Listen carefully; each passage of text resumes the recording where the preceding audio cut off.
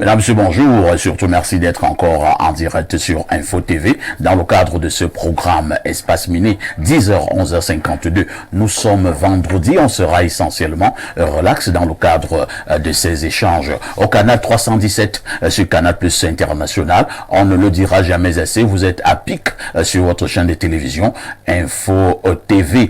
Ce matin, nous ferons encore ce pourquoi nous sommes payés. Nous sommes payés pour vous donner l'information. Rien que l'information, mais toute l'information. Ce matin, nous irons, comme d'habitude, du côté des kiosques pour avoir la quintessence de l'information parue justement de ce côté. On marquera également un arrêt, comme cela se doit tous les jours, pour vous livrer la dénonciation de ce vendredi. On terminera par l'instant de l'analyse. Et ce matin, nous avons choisi d'aller encore du côté du social. Une question, y a-t-il véritablement encore une amitié sincère? En d'autres termes, y a-t-il encore une amitié sans intérêt? C'est la problématique de ce vendredi en direct sur Info TV, votre chaîne de télévision qui monte et qui monte encore. 2 heures de temps top pile, une autre manière de faire la télévision. Nous accueillons la seule femme de ce plateau, c'est Jeanne Vondo. Jeanne Vondo, bonjour. Bonjour Parfait, bonjour à tous les compagnonnistes, Bernardo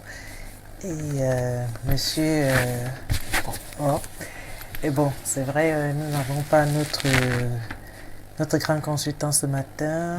Cela me dérange beaucoup parce que quand Blérieux est là, vraiment c'est la meilleure. Donc je dis bonjour et à toutes mes companélistes de Women's Life, l'émission qui vante la femme et la gente féminine et qui est nettement la femme dans la société, quel est son rôle.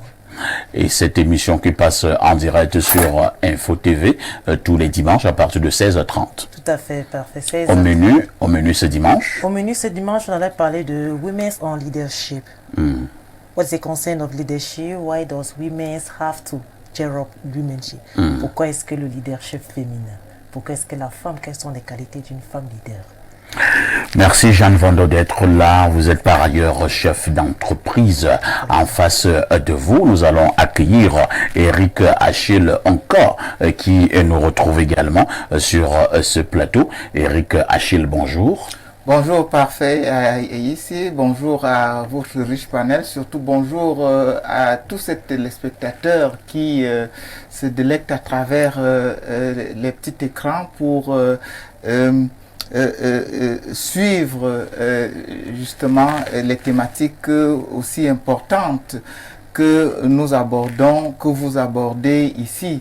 C'est toujours donc un plaisir pour moi, n'est-ce pas, de répondre présent à ces grands débats qui contribuent justement à améliorer et à construire nos sociétés de manière générale. Eric Achelka est analyste socio-politique. À côté d'Eric, on accueille le sucre national. Bernardo Basson, bonjour. Bonjour, Nkuta de la modération, bateau de la modération. Bonjour à tous ceux qui nous reçoivent ce matin. Je suis content d'être là, mais je voudrais apporter avec vous une précision. Des gens m'ont interpellé hier pour me demander pourquoi est-ce que Parfait Haïti n'a pas souhaité que le monsieur qui était sur le plateau s'exprime en anglais. Et je voudrais donc leur répondre en leur disant que Espace Mini est un programme en français. Il y a des programmes bilingues en télévision, il y a des programmes essentiellement anglais, il y a des programmes français. C'est vrai, on aurait pu comprendre que le Nkuta le laisse, mais Espace Mini est un programme qui est proposé en français. Donc il faut bien comprendre. Je pense que si je dis une bêtise, donc Nkuta, qui est mieux placé que moi, va repréciser les choses. Donc pour ceux qui sont inquiétés de voir cela, je pense qu'il n'y avait pas matière à s'inquiéter. Les choses sont bien arrangées dans les émissions. Ils ont eu l'impression que le monsieur avait un souci? Moi, je ne pense pas qu'il... Est-ce que le monsieur a passé son message? Oui. Est-ce que le message a été reçu? Je pense que oui. Et où est le problème? Bon, le problème, c'est qu'il y en a qui... On a trop de problèmes au Cameroun pour en ajouter des futilités. Tu vois un peu. Parce que là, c'est dans l'ordre des futilités. On a des problèmes un peu plus sérieux. En tout cas, la vérité, c'est... Donc c'est un programme en français. Aujourd'hui, on est le 19. Je dois leur dire que le monsieur vient de m'appeler tout à l'heure pour me dire merci de son passage hier. et qu'il me dit que Dieu me bénisse. Il a demandé que je lui envoie également les extraits de son passage. Je dis, le monsieur là. Mais au quartier, dans les sous-quartiers, on en fait tout un problème. Ici, c'est vous qui m'avez souvent appris que Bernardo, en télévision, chacun peut avoir son avis et qu'on a parfois la mission d'éclairer. On peut ne pas toujours très bien faire les choses, mais on a la mission quand même d'apporter des précisions aux gens sur certaines questions. Donc pour les personnes qui étaient inquiètes hier ou qui se sont senties frustrées, j'ai donc pensé qu'il fallait leur dire peut-être ce matin que ce programme est en français. Les programmes en anglais existent. Et donc, on les connaît très bien. Bernardo, aujourd'hui, c'est la journée internationale au mondial de quoi? Du cirque. Vous voyez, le cirque, cette plateforme de divertissement qui est souvent proposée au public et qui offre des scènes et des scénarios très particuliers. Donc, aujourd'hui, on célèbre le cirque et tout ce qu'on sait dans le cirque, le feu, les tigres, les magiciens et tout ça. Ce sont des personnes qui égayent, qui ambiancent, qui enjolivent le quotidien de certaines personnes. Donc on leur dit merci ce matin et on leur souhaite bonne célébration. Ce que j'aimais au niveau du cirque, c'était ces jeunes dames élancées et effilées qui faisaient souvent des gestes pas possibles. Avec des jambes. Elles étaient acrobatiques, voilà. Avec des jambes qui allaient à gauche et à droite et qui étaient habillées comme si elles étaient à la piscine. Voilà. C'est que moi j'aimais regarder. Tu vois ta vie alors? Chacun a ce qu'il aime regarder. Oui, mais est-ce que tu vois ta vie? C'est quand les gens vont de gauche à droite et qu'on est en tenue de plage que toi tu es comme ça. J'aime voir cette femme. Est-ce que tu vois la vie? Et cette femme était très jolie. C'est ça. Est-ce que tu vois ta vie? Toi tu aimais peut-être regarder le lion. Moi, j'aimais regarder les femmes là. Le lion, le tigre, tu regardais les jambes, les magiciens qui découpaient les cartons. De toutes les façons, on aura encore sur ce plateau, est encore attendu, sur ce plateau le promoteur du festival des médias et auxiliaire des médias. Vous avez votre plateau, les sujets ont été proposés. À tout de suite pour la suite. Il y a mon équipe de production qui fait un effort de me faire rire. L'équipe constate que ce matin, je suis légèrement tendu et elle ne fait que me dire que l'Onkuta baisse la tension. Patrick Bala, bonjour. Bonjour Parfait ici, bonjour aux nombreux téléspectateurs que je suis heureux de retrouver ce matin. Nous sommes vendredi, donc du coup on a un peu de punch. J'aimerais vous faire remarquer que l'émission est véritablement internationalisée. Hier dans la nuit, je causais avec ma soeur qui est du côté de la France. Et donc elle était en train de manger avec des amis. Elle me disait que je suis en train de vous regarder là. Wow. Bon, là, je ne savais pas. Elle me dit espace miné. Bon, je regarde l'heure, je dis, mais espace miné passe à 10h. La rediffusion, c'est à 22h30. Tout à fait. Nous sommes à 19h. Comment Donc, ils ont des... Ah, ils ont peut-être des bouquets spéciaux. Voilà. Donc, ils étaient en train de regarder justement espace miné. Et le monsieur, enfin la fille du monsieur, bah, je ne sais pas si c'est sa fille, mais une des filles est étonnée que elle parle avec la personne qui est en train de faire la revue de presse. Elle ne comprend rien. Elle ne comprend rien. Elle lui dit, mais... Comment en même temps elle fait la revue, en même temps elle peut poser avec toi? Elle explique que non, l'émission c'est à des heures décalées. Tout à fait. Et donc, ils étaient tellement émerveillés. Ils ont parlé d'une Kuta de modérateur que c'est... en fait, et ils ne manquent pas cette émission. Ils ne manquent pas cette émission. Vous dites qu'ils sont du côté de la France. Oui, du côté de la France. Du coup, le monsieur a voulu me passer une dénonciation. Je lui ai dit que non, c'est pas moi qui prends les dénonciations. Appelez directement Bernardo Basson. Donc, ils vont contacter Bernardo Basson. Mais j'espère que la dénonciation ne concerne pas ma sœur. Donc... Nous espérons tous, de toutes les façons, puisque vous dites que l'émission est de plus en plus internationale. On va donc saluer tout ce beau monde. Hein. Ils sont de plus en plus nombreux et qui nous regardent du côté de la France, du côté de l'Angleterre, de l'Allemagne, de la Suisse, du côté de la Belgique, du côté des Émirats Arabes Unis, du côté de la Chine, du côté de Dubaï, du côté... on a lu un message l'autre jour, Papouasie, Nouvelle-Guinée, du côté du Malawi, du côté de la Côte d'Ivoire, du Burkina Faso, du Mali, du Sénégal, du côté du Gabon, de la Guinée équatoriale, des deux Congos, du côté des États-Unis, du Canada, des îles Hawaï, des Pays-Bas, bref, tous ceux qui nous regardent à l'international, vous êtes des téléspectateurs privilégiés. Patrick Bala, Parfait ici. que disent les journaux? Eh bien, les journaux de ce matin vont nous conduire du côté du journal Maison. On parle là de la météo qui s'intéresse à deux actualités phares ce jour. La première actualité concerne le commerce illicite en page 2. Le journal La Météo nous fait savoir que plus de 500 sacs de riz et bouteilles de gaz viennent d'être saisis. Eh bien, c'était lors d'une descente hier ici à Yaoundé de la brigade régionale de contrôle pour le centre dans les marchés. C'était d'ailleurs sous l'impulsion du ministre du Commerce, Luc Macloire Mbarga Tangana.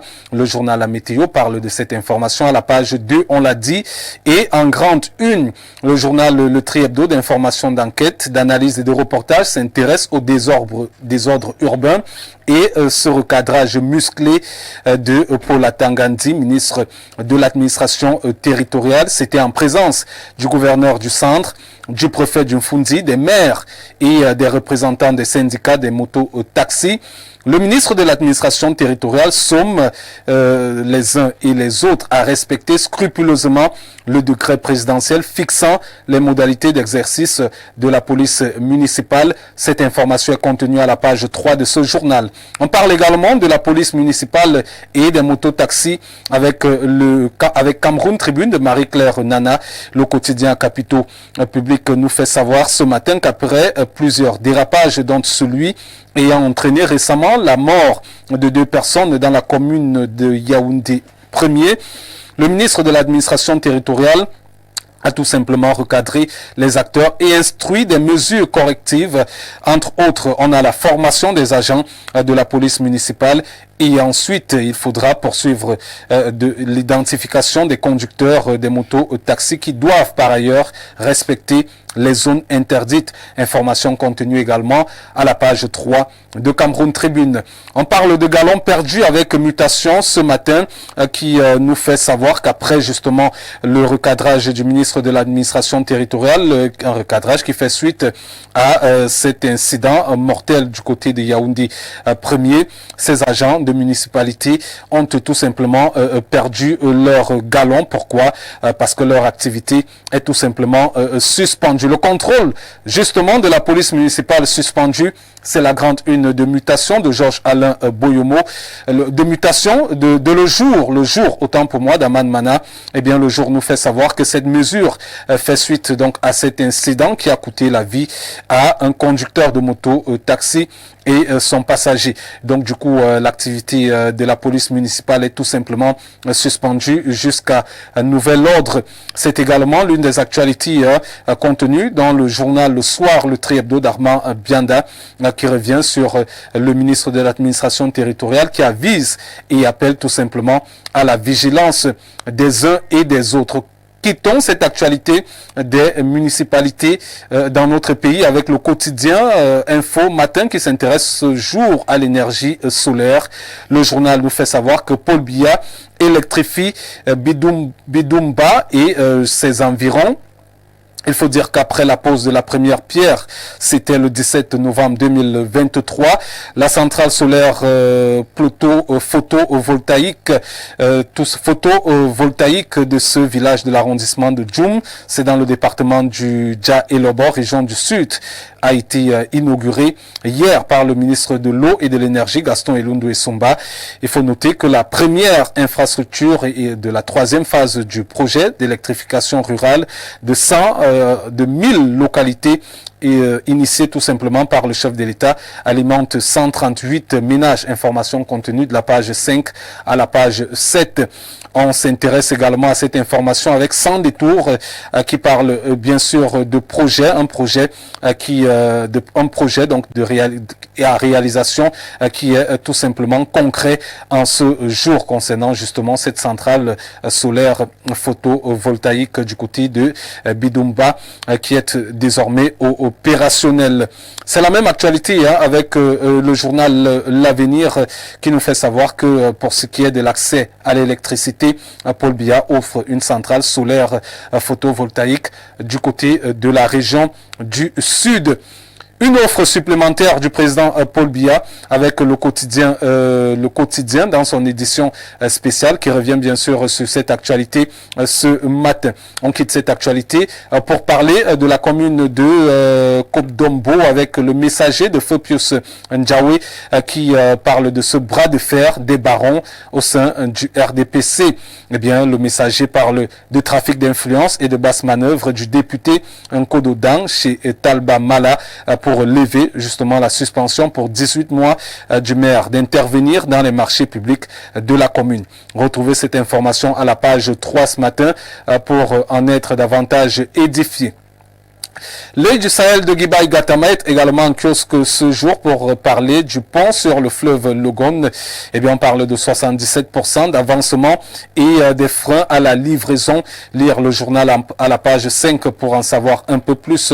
Le journal s'intéresse également à la région de la Damawa, singulièrement la ville de Maroua, qui retrouve peu à peu la normalité des choses après l'incident du côté de la Sodé-Coton qui a fait voler en éclat plusieurs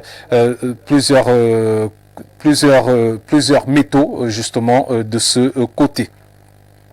Avec la nouvelle expression, on s'intéresse ce matin à l'actualité du football avec les Lions indomptables vers un réaménagement de l'équipe de Marc Brits.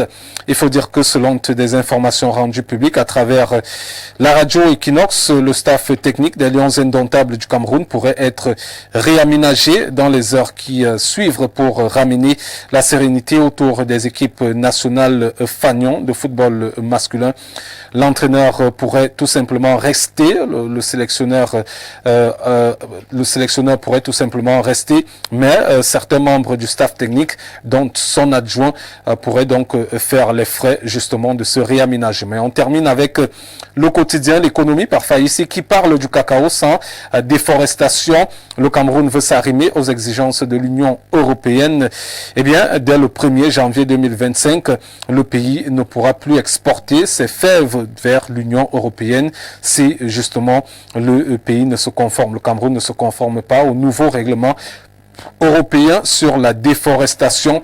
On parle des initiatives en cours pour l'atteinte de cet objectif. Lire l'économie, le journal L'économie en page 3 ce matin. C'est avec ce journal qu'on referme cette revue de presse acte 2 sur Info Télévision. C'était donc la dernière sortie, vous le savez, de cette semaine. La première revue, c'était à 6h passées de 45 minutes. Là, si vous avez raté cette information pour ce qui est de ce programme Espace Miné, retrouvez juste la rediffusion à 22h30 pour le rattrapage. Merci Patrick Bala pour toutes ces informations, informations fraîches, parues donc en kiosque au Cameroun. Avant que vous ne partiez, je m'en voudrais si je ne marquais pas un arrêt sur cette information, mais je mets encore les guillemets à information. Deux ou trois personnes, enfin, deux ou trois de mes sources m'ont également appelé pour me dire perfecto, on a quelque chose de croustillant là. Je leur ai demandé il s'agit de quoi. Ces personnes m'ont dit le staff technique des Lions indomptables risquerait d'être réaménagé. Je dis ah bon?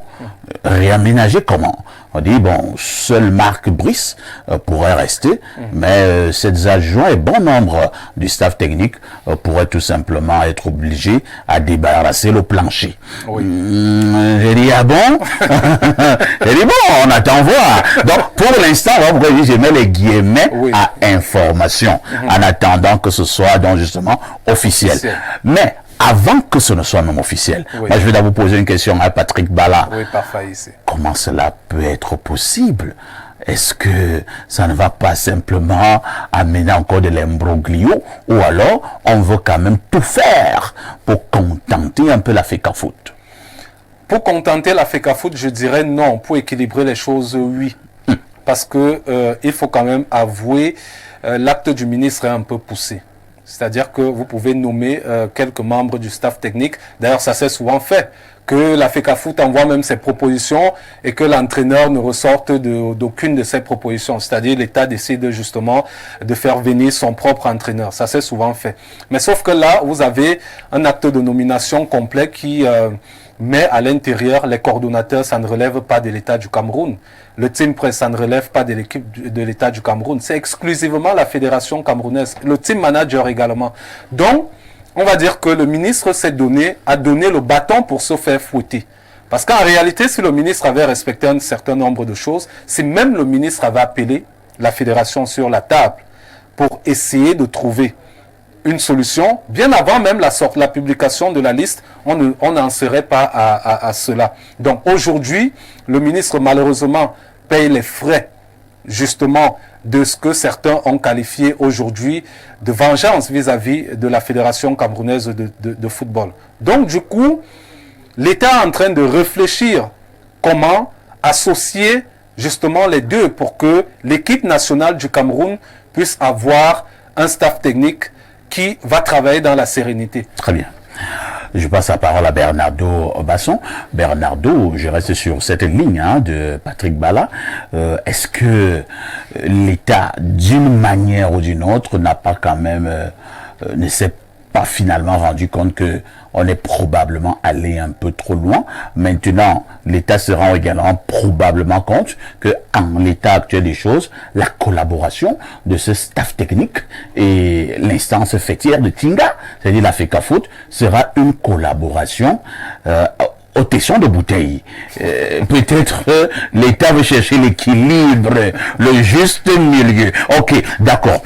Moi, je reste avec Marc Brice et je vous cède également une partie du pouvoir pour que nous puissions travailler ensemble. C'est ça? C'est pour cela que je souris, parce que votre question porte en elle-même le germe de la réponse. À la vérité, Marc Brice et son staff vont prioritairement travailler avec la FECAFOOT. Tout à fait. Donc si le staff n'est pas en adéquation avec la FECAFOOT, forcément, on ne peut pas attendre de résultats. Maintenant, si vous vous souvenez, le président Eto'o, dans sa sortie sur la chaîne française, avait bien dit que c'est le sélectionneur qui est souvent désigné, entre guillemets, par le très haut lieu. Voilà donc pourquoi le très haut lieu va certainement garder le sélectionneur.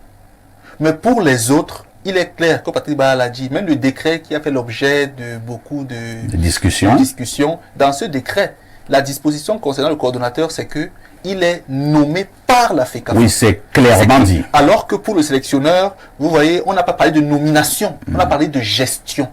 Que la FECAFOOT gère l'aspect administratif, technique et du sélectionneur, mais pour le coordonnateur, c'est bien nommé que nomination.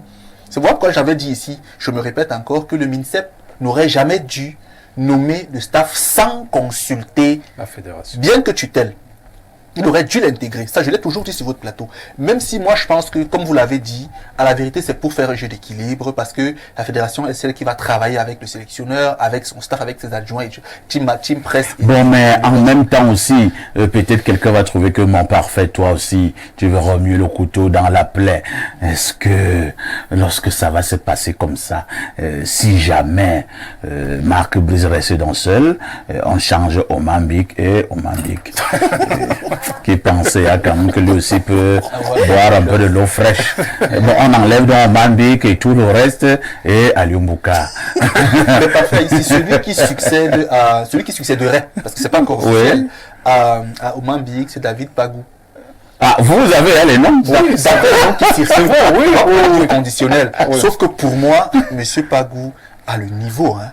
C'est mon avis, je peux me tromper. Encore, c'est quelqu'un qui, au Cameroun, a un parcours. Il était champion avec Bamenda il y a quelques années. Et puis, vous vous souvenez, c'est quelqu'un qui a un parcours au Cameroun qui, pour moi, le rend crédible. Là, il a terminé vice-champion avec Stade Renard de Mola. Voilà, vous voyez. Donc, pour moi, je ne suis même pas encore à ce niveau. Je suis encore au niveau de la douleur de ceux qui vont. Est-ce que ce ne sera pas encore une autre forme d'humiliation de moins les combis? Possiblement par là ici.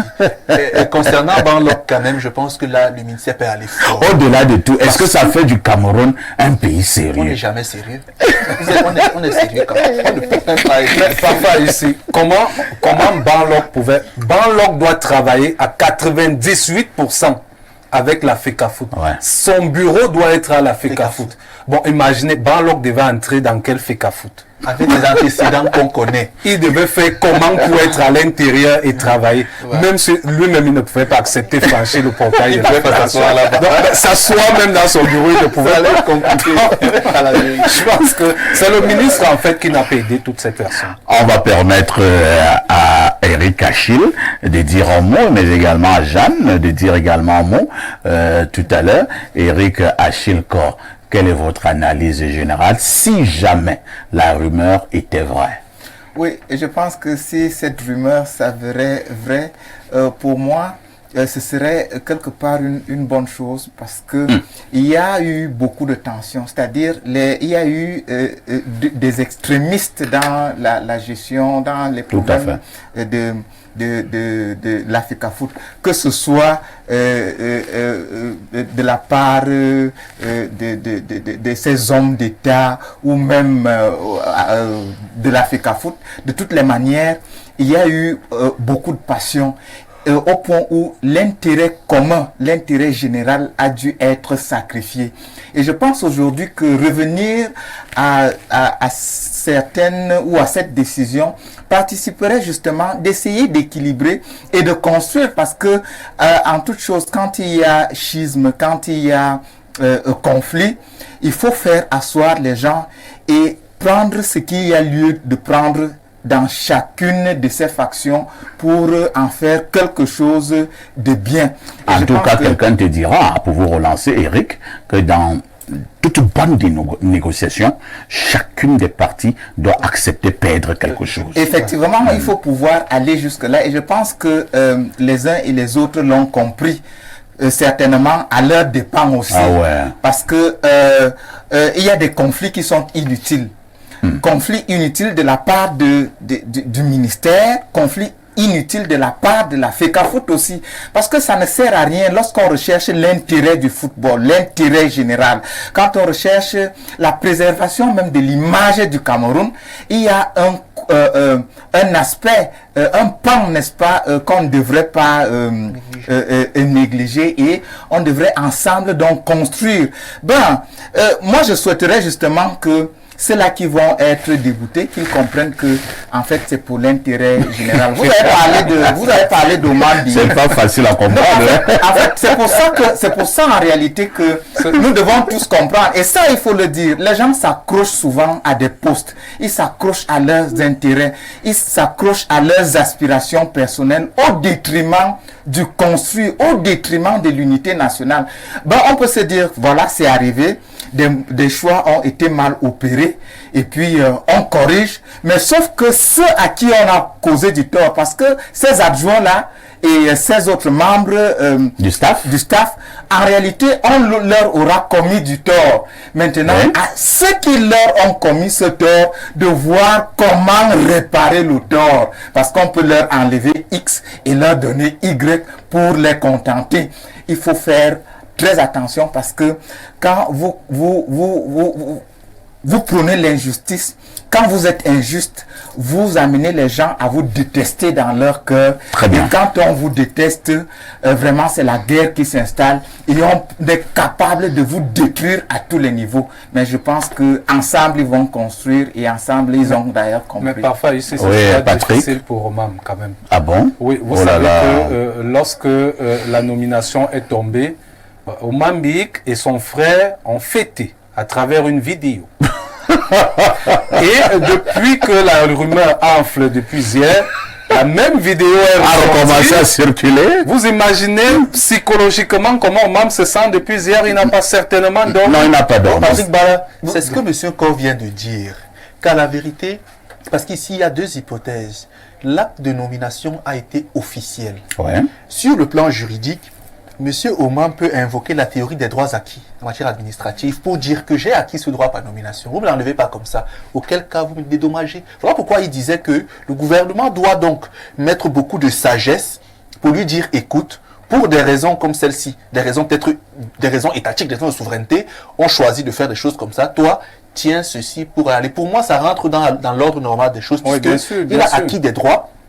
desquels il peut se revendiquer être titulaire et pour lesquels il peut demander bien sûr des comptes, vous voyez. Donc moi je pense qu'on devrait donc, comme M. Kordi, aménager tout ce qu'on va mettre à l'écart, on peut les dédommager, du moins on peut leur donner une rétribution pour les aider à sortir, parce que c'est quand même très... Ou alors on cherche un poste... on cherche un poste en Bigaloniès. Par exemple, parfait, ici, comme vous suggérez, bref, le gouvernement... va travailler avec Belle. Le gouvernement a tout... Non, Belle va l'accueillir. Ils ont joué ensemble et tout et tout. Parfait, ici. Apparemment, je n'ai pas la confirmation que Oman Biyik serait un des joueurs qui aurait été, dans sa jeunesse, encadré par Belle. Voilà. J'ai eu l'info, je ne l'ai pas encore recoupé ni vérifié, mais c'est pourquoi je dis... Ou alors, comme Oman même a passé le temps à être adjoint, on lui donne dans une sélection inférieure où il est titulaire. Voilà, autant de choses. Voilà. Mais souvent aussi la solution pour Balok. C'est pareil, en fait, c'est pareil. Elles sont là, tu vois, c'est ça pour tout le monde. On ne va pas trouver la solution la solution pour tout le monde parce que on les aura blessés et il faut arranger. La meilleure manière d'arranger, c'est d'enlever ici et de mettre là-bas. Très bien. Pour ta féliciter aussi Marc Brice. Féliciter Marc Brice? Oui. Pourquoi? Vous savez que moi, sa compétence, je la mets toujours en doute. Mais il a été très pondéré et il a tendu la main à Eto'o. Mais vous savez que... Non, il n'avait pas le choix. Mais oui, mais justement... Parce qu'arrêté dans tous les pays du monde, le choix. principal allié du coach, c'est la fédération. Il n'avait pas le choix, sauf s'il est fou. Oui, mais il a été quand même très intelligent. Oui. Parce qu'il savait que, comme il est en prospection actuellement à l'Europe, là, dès qu'il finit de prospecter, il fait sa liste. Tout à fait. Et il envoie la fédération. Il envoie la fédération. Et c'est la fédération qui a fait ses invitations. Les convocations. Et comment ces convocations devaient arriver. C'est compliqué tout ça. Jeanne Vondor, nous parlons, nous rions, mais disons quand même que ce sont les Camerounais. Oui. Quand le Sénégal nous regarde, il rit. Que ces gars sont encore loin. Ils sont encore derrière. Pas seulement le Sénégal. La Côte d'Ivoire aussi. C'est vrai que les affaires du football camerounais, ça énerve tellement. Ce sont des choses qui se mélangent à tort et à travers. Moi, je ne comprends pas pourquoi l'UNICEF et la fédération camerounaise vont se mettre à se disputer, je ne sais quoi. Tout ce que nous souhaiterons dans notre pays, c'est que le football redevienne comme celui des 90. C'est vrai, je n'avais que 4 ans à l'époque, je ne savais pas ce qui se passait, mais j'ai toujours gardé Roger Mila comme meilleur.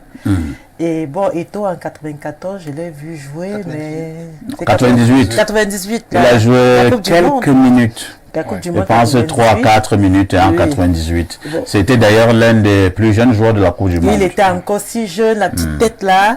Oui, il n'était pas trop souriant comme il le fait maintenant. C'est vrai qu'il a... Et Oman Biyik qui était un très grand joueur. Il a marqué 2 buts d'anthologie contre la sélection. Je pense que c'était quoi, le Chili ou bien... Le Chili, je pense. On a refusé les 2 buts de Oman Biyik. On avait refusé ces 2 buts, oui. J'étais encore très petite, vraiment. Mais actuellement, ce qui se passe dans notre pays, c'est juste l'anarchie. Wow. Tout ce qui se passe là, on n'est jamais sérieux dans tout ce qu'on fait. Donc je pense que le nouveau Marc Brice, c'est son nom, déjà on le met dans les réseaux sociaux un peu de partout, d'une façon négative. Je pense qu'il ferait du bien et la meilleure collaboration, c'est de travailler en synergie avec la fédération. Mais parfait, il faudrait qu'on trouve les solutions pour tout le reste. Moi, j'ai le grand frère Germain Noël Sengue qui a organisé toute une fête. Ah bon? À la maison. Oh là là, le confrère Germain Noël. Oui, vous imaginez les dépenses d'abord liées à la fête. Qui va payer tout ça? Et tout ça. Il y a d'abord appris au Camerounais que quand on te nomme, tu fais la fête. Mais tu dois fêter. Tu dois fêter la nomination. C'est vrai, tu n'es pas content. Comment? Quand on te nomme, tu es obligé de faire la grande fête. Quand on te nomme, tu n'es pas content. Vous allez dans l'île. Si le prince de Lyon vient dans ta vous allez 2 ans, tu es lourd. Ça, c'est clair. Oui, bien sûr. Lourd comme le serpent. Et donc, le gars avait déjà projeté justement les dernières petites qu'il avait barrées. Non, pas les petites, ça va alors. Il avait déjà consulté. Acheté 2 terrains au gars. Commencé déjà à construire et tout ça. Enfin, rajouter parce qu'il a déjà construit. Acheter un nouveau véhicule parce que ça va très vite.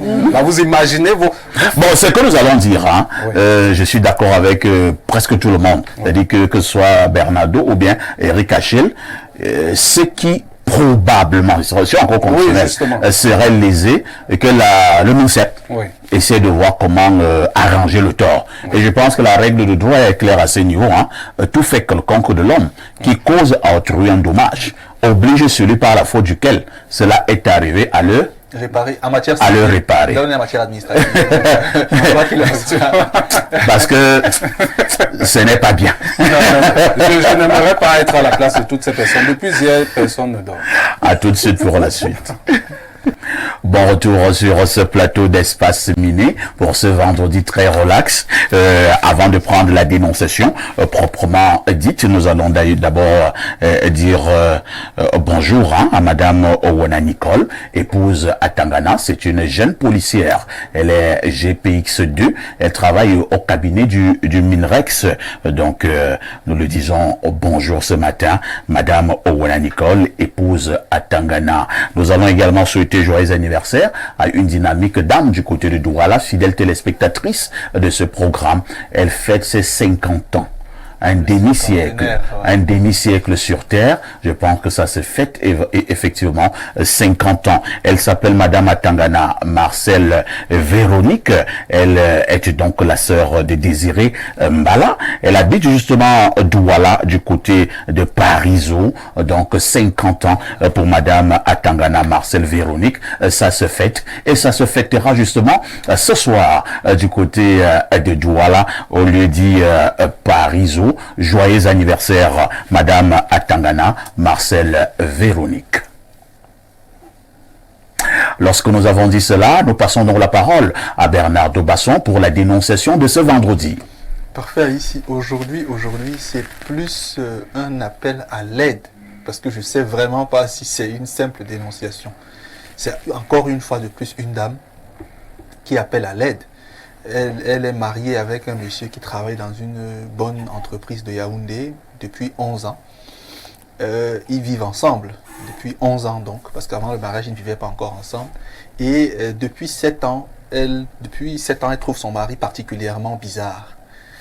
Déjà, il lui a interdit 2 pièces dans la maison. Elle lui a dit qu'elle ne peut pas vivre comme ça dans sa maison où il y a des accès auquel elle ne peut pas avoir, que vraiment ça lui pose problème. Que s'il a quelque chose qu'ils lui disent, comme ça elle saura si elle peut rester ou si elle peut partir. Il lui a dit non, c'est rien, c'est juste pour mes lieux de prière. Elle dit mais si tu pries, tu es chrétien comme moi, qu'est-ce que tu vas aller prier dans une pièce que moi je ne peux pas visiter?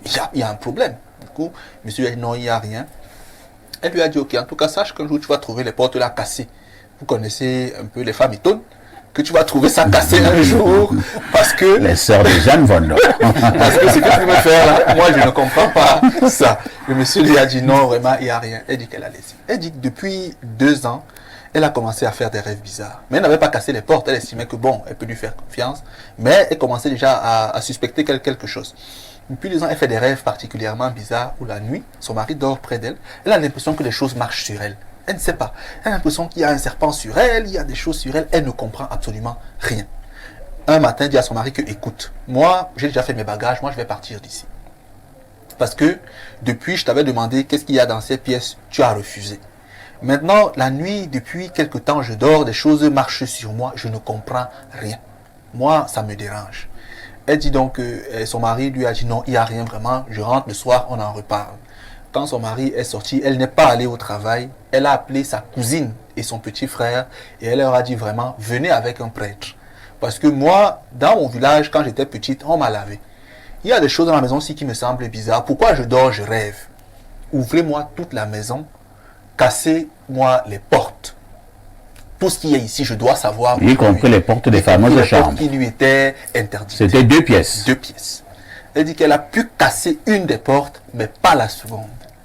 Et quand elle a cassé la première porte, elle a vu une très grande bougie, très très grande sur la table, avec des crânes sur le mur.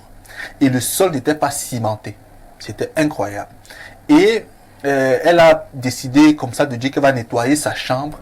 Elle a soulevé son matelas et elle a vu un gros trou en dessous de son lit, dans lequel, quand elle a basculé avec ses frères, elle a vu un énorme serpent. Elle est d'abord tombée. Elle a perdu un peu la tête. Oui. Sa cousine et son frère ont commencé à paniquer. Son cousin a quand même pu tenir. Il a vite poussé refermé avec le couvercle le trou qu'ils avaient ouvert dans la chambre.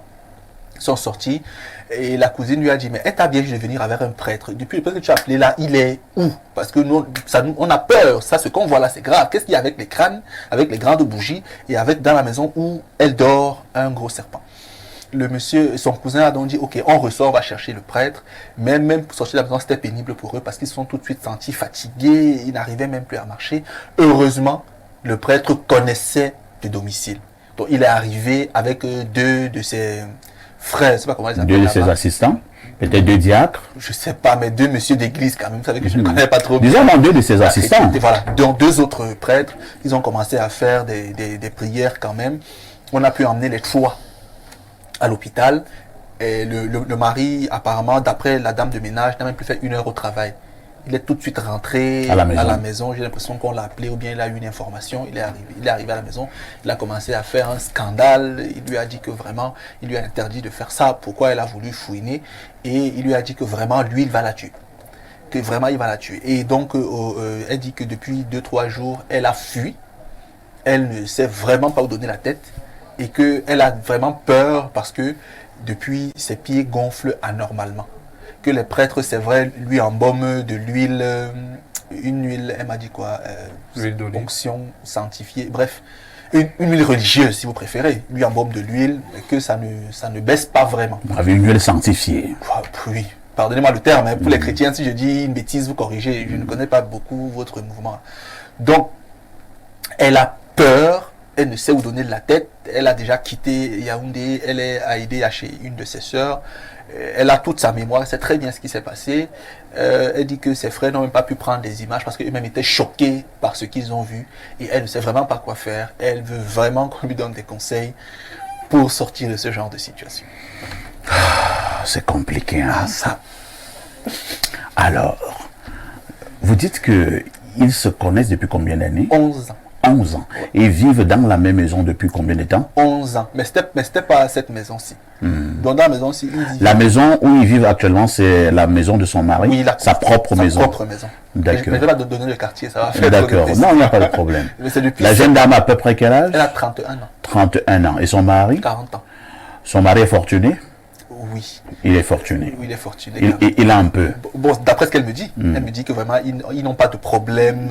Ils n'ont pas de petits problèmes là. Quand une maison a déjà la piscine à Yaoundé, vous comprenez quand même. D'accord. Ils n'ont pas les petits problèmes comme nous. Dans un quartier reculé de Yaoundé, c'est pas au centre-ville. Il n'a pas les problèmes que nous on a. C'est compliqué, hein. Je vais passer la parole à Eric Achille-Corps, qui prie souvent beaucoup. Nous sommes en face d'une situation bizarre. Vous avez la parole. Oui, c'est une situation bizarre, c'est vrai, mais c'est des phénomènes que nous rencontrons au quotidien dans notre société. Premièrement, je dirais que la fille, elle est naïve, elle a été très naïve parce que vous vivez avec quelqu'un.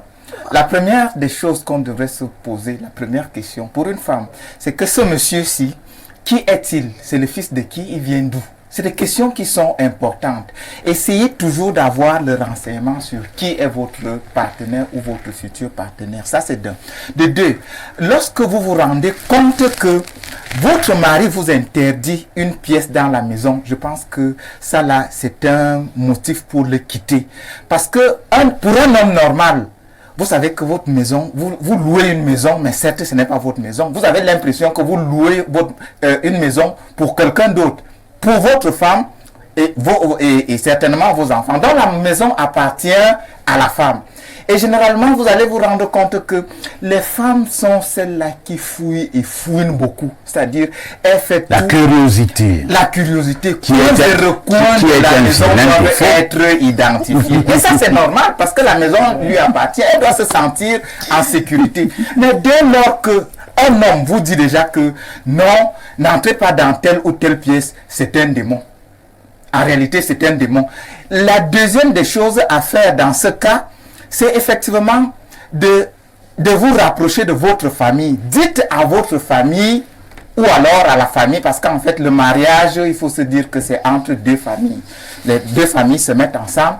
Lorsque quelque chose ne va pas dans votre foyer, allez plutôt dans la famille de votre époux, où vous allez trouver sécurité.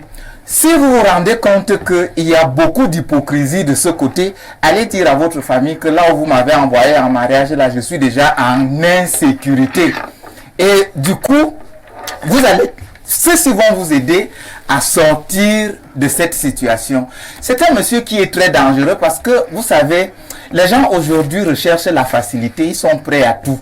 C'est-à-dire, il a son petit serpent là, demain, quand le serpent va exiger X ou Y, certainement il le nourrit, hein, parce que le serpent se nourrit de quelque chose. Il peut se nourrir des œufs, des chèvres, du poisson et autres. Mais à un moment, on va commencer à vous demander des enfants, hein, des êtres humains. Des êtres humains. Et moi, ça me rappelle d'ailleurs une histoire que j'ai entendue et que j'ai partiellement vécu moi-même dans un village quelque part, ici au Cameroun, où un monsieur était allé prendre une femme et la femme a vécu avec son mari pendant des années.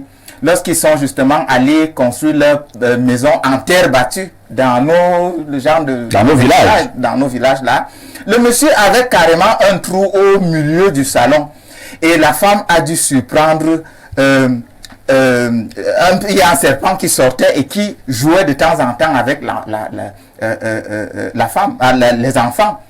Elle lui a dit à son mari qu'il y a le serpent ici, là.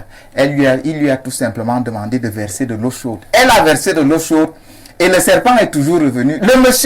La dame lui a dit vraiment, il y a un serpent ici. Et il lui a demandé que le serpent là te fait quoi.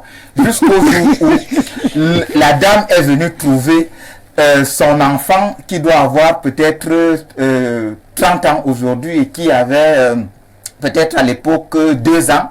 Le serpent l'avait déjà carrément enroulé comme ça là.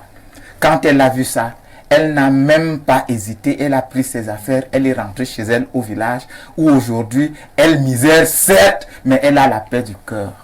Et ça, il faut rechercher la paix du cœur. Il faut rechercher la paix du cœur, selon Eric Achel encore, Jeanne Omvanda. Eric pense que si vous êtes marié à un monsieur, un beau matin, il commence à vous faire comprendre que vous ne devez pas entrer dans telle chambre, il faut comprendre que vous êtes en face d'un démon. Mais entre-temps également, il peut arriver que vous vivez avec un homme qui est très spirituel et qui a besoin de temps en temps d'être seul. Il veut une certaine concentration, et ça c'est toujours une mauvaise chose d'avoir des lieux sacrés dans sa maison où on peut dire que n'importe qui ne met pas le pied. Parfait. Cette situation est tellement émouvante parce que elle est choquée.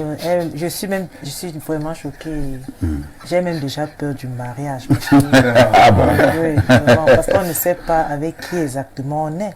Mais déjà, nous les femmes, nous sommes cupides parce que dès que nous voyons un monsieur, même s'il a de l'argent, on ne cherche pas à savoir d'où provient son argent. Mais déjà, quand on vit dans une maison et qui est la vôtre, et le monsieur vous demande de ne pas avoir accès dans une pièce, il faudrait déjà se poser des questions. Si et seulement si on n'est pas déjà de personnes bêtes, entre guillemets, pour ne pas se poser des questions, pourquoi est-ce qu'il ne me donne pas accès à cette chambre aussi? Et nous les femmes, nous sommes tellement curieuses. Et quand on découvre, il y a même d'aucunes qui cachent, qui ne parlent pas. Donc, ayant une place spirituelle à la maison, je ne pense pas que ça soit vraiment quelque chose de cachotier. Il faudrait en parler à l'épouse que bon, moi je ne veux pas que à une certaine ou dans un certain moment qu'on me dérange. Oui, on va être en voie directe avec Dieu.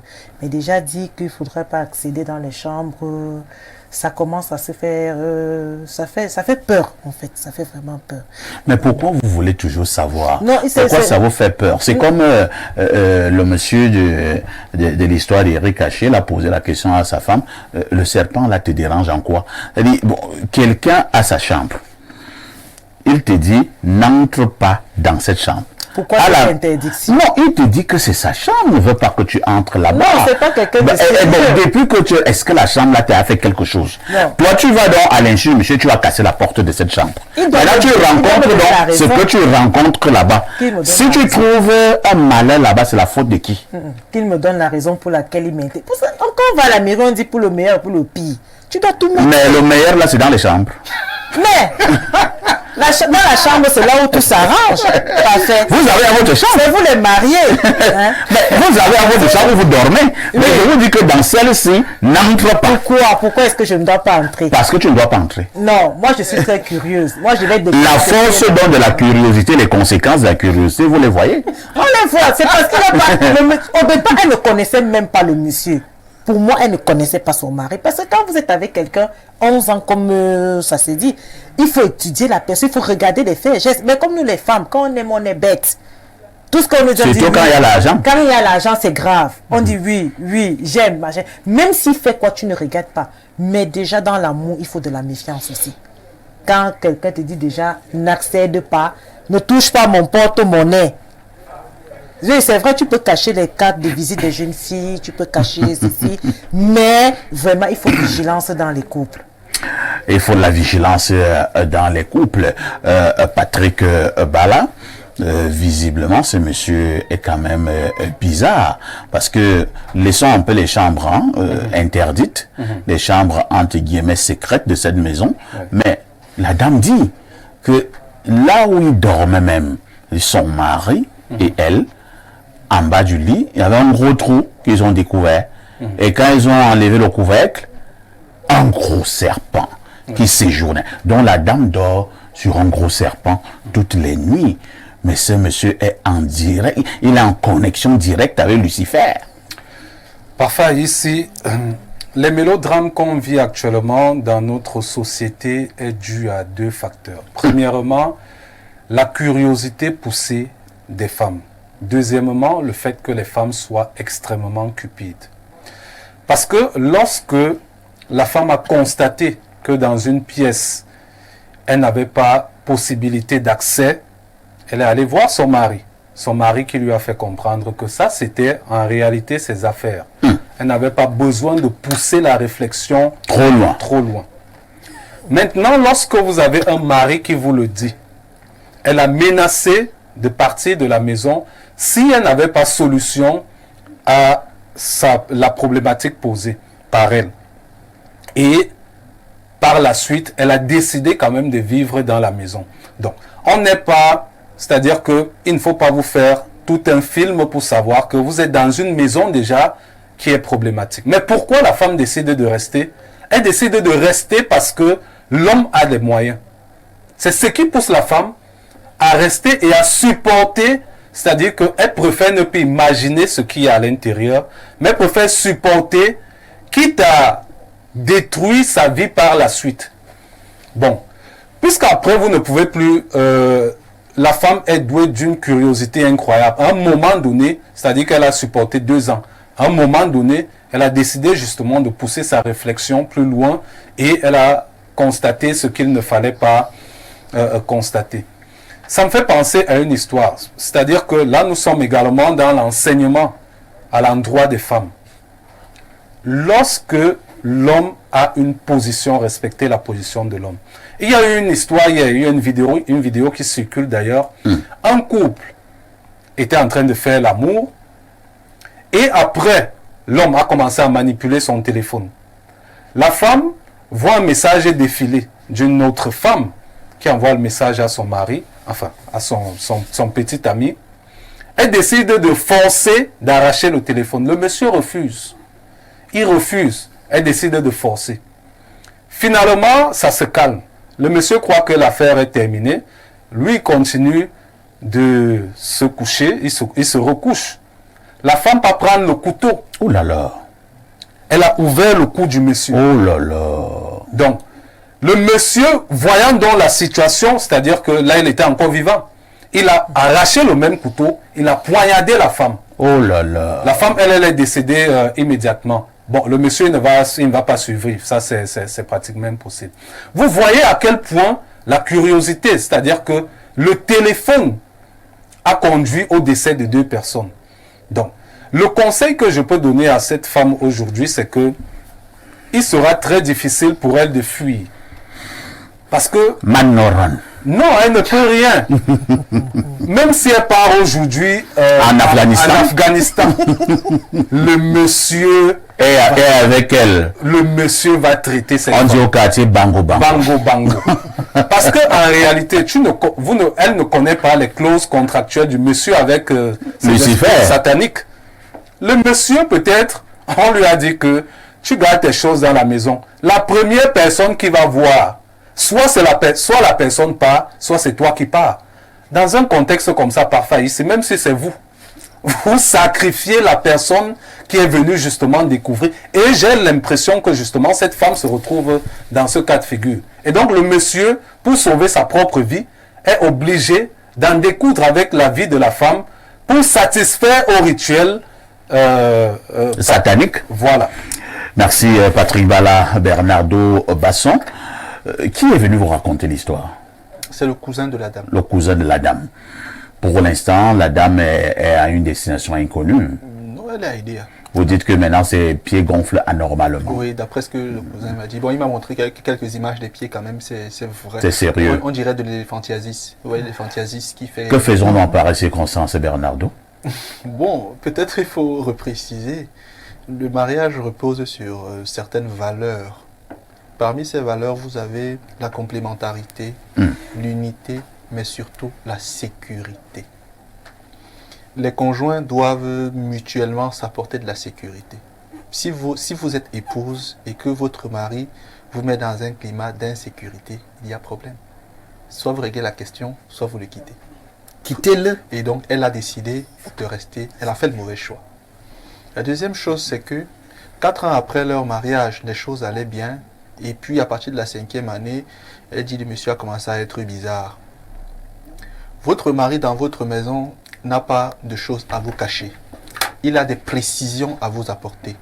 Il n'est pas interdit d'avoir un lieu dans sa maison, un sanctuaire. Mais votre femme doit avoir l'information de ce qu'un sanctuaire existe et éventuellement le contenu. Parce que même dans certains ordres, on vous dit, votre femme doit savoir ce que vous faites. Parfait, ici, je ne vais pas trahir un secret en disant que dans ma maison dans laquelle je vis à ce moment, je vis avec mon fils. Vous le savez, mon premier fils. Mais j'ai un espace dans ma maison dans lequel il y a mes choses. Vous voyez? Non, tout le monde sait que moi, je suis dans la tradition. Donc, il y a un espace chez moi où il y a mes choses. Ce n'est pas caché.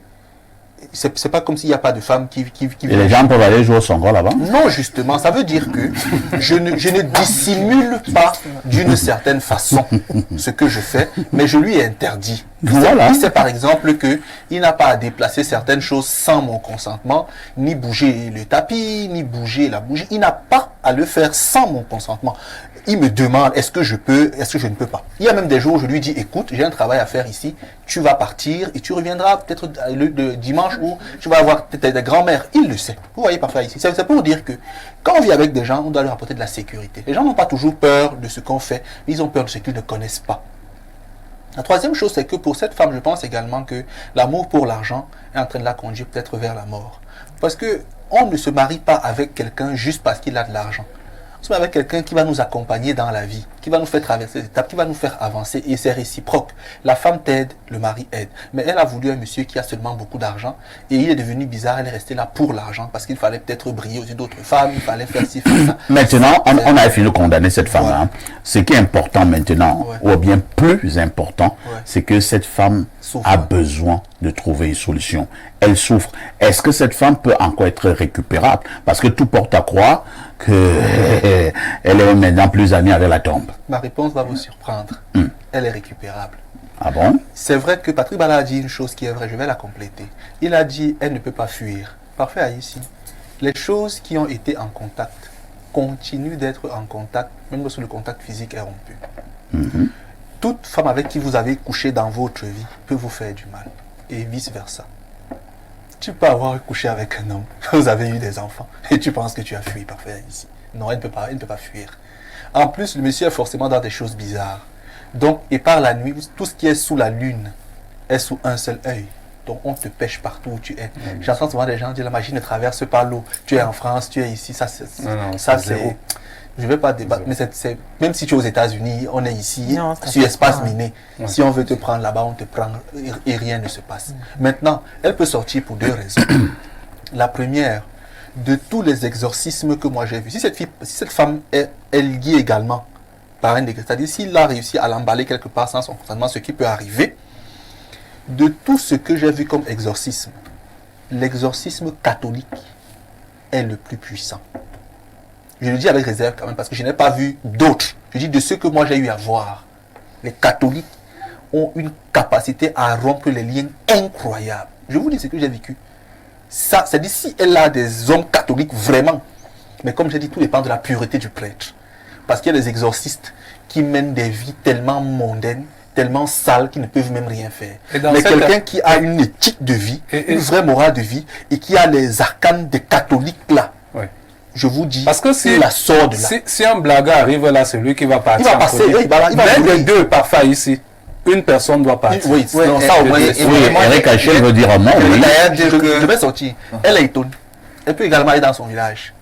Les étones ont une magie dans leur village qui est très forte. Les étones sont même très puissantes. Qui n'est pas différente même de celle de chez nous. Donc là-bas, comme je dis souvent, on fait passer un animal qui rachète sa vie, un animal féminin qui rachète sa vie.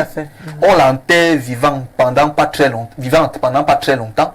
Et puis on la ressort, l'animal passe et avec ce sang-là, on la rachète, elle s'en sort. Tout ça, ce n'est pas compliqué. Ouais. Je ne peux pas décrire le rituel, c'est interdit, mais il y a des choses qu'on peut faire pour elle. Donc, si elle n'est pas commode après 3 jours, pas faire ici, ça veut dire que déjà, même ceux qui la tiennent là sont déjà un peu forts, parce qu'en principe, elle devait très vite passer. Oui, Eric Hachel. Oui, j'allais même dire que celui qui est le plus en danger maintenant, c'est l'homme. Pourquoi? Parce que vous savez que c'est des choses qui se font souvent dans le noir. Elles sont secrètes. Oui. Dès lors que les gens sont au courant, c'est compliqué. Ça devient compliqué. J'ai pas mal d'histoires dans ce sens. Je connais, je connais une fille qui était élève dans un établissement. Voilà une autre histoire. Oui, c'est-à-dire, il y avait... elle vivait chez une dame qui avait un serpent aux toilettes. Incroyable. Alors, la femme faisait le commerce, donc le serpent l'aidait justement à fructifier. Un jour, elle lui a dit à chaque fois, quand tu rentres des classes, attends-moi, ne rentre pas à la maison. Il faut toujours m'attendre. Un jour, la jeune fille, avec Corona et tout, il y avait des mi-temps, l'enfant n'a pas pu supporter.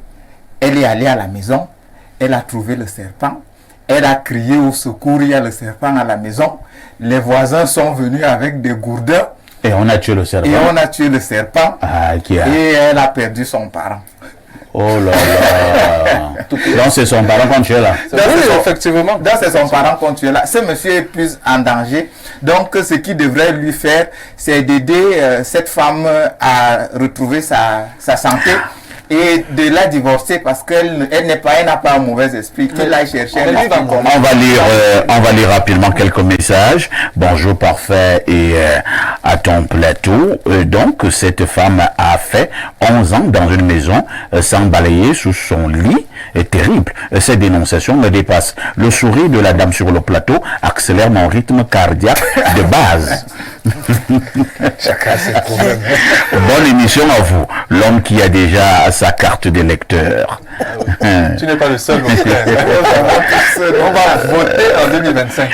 Autre message ce jour. Bonjour à vous. C'est monsieur Ribouin Bertrand. Je pense qu'une maison où un couple vit est un patrimoine familial. Une fois qu'il y a du mystère, du genre dont on parle concernant une restriction de telle ou telle autre chose, il faut en parler en couple. Autre message ce vendredi matin. Alors, qu'est-ce qu'on nous dit là? Bonjour au plateau. Cette histoire, un ami est venu me conter cela en famille, je vous jure. J'ai 3 filles, elles n'ont pas bien dormi. Ma première fille qui fait première ce matin me dit, papa, les feuilletons là, la télé doit choisir avant de diffuser. Ma fille de 3e me dit, papa, trop ton ami est dangereux, surtout avec les garçons. J'avoue, je comprends rien. Je ne sais pas si nous parlons de la même chose. Autre préoccupation ce vendredi. Quelqu'un dit simplement bonjour monsieur et toi ici parfait. D'abord je ne m'appelle pas comme ça. Je m'appelle Aïssi et toi parfait. Autre message. Bonjour Perfecto, le paquebot de modérateur. Je comprends pourquoi les plus grands archéologues au monde sont des femmes. Parce qu'elles aiment trop fouiller dans le passé. Quand tu enfonces le doigt dans les fesses, tu vas automatiquement avoir le doigt qui pue. Ça, c'est un message qui vient de l'Algérie. Hein.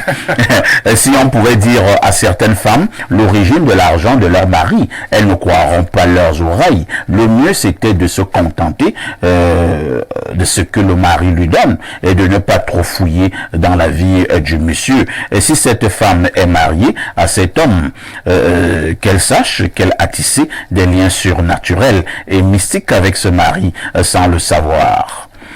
Cette femme peut être délivrée.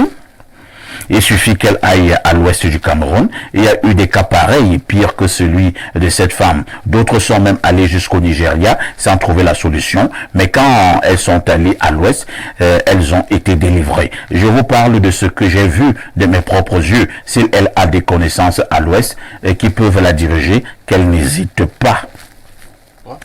Autre message ce jour, le message nous vient de Yves de Balmayou. Que dit Yves? Bonjour parfait. Donnez ce numéro à la dame, il va la sauver.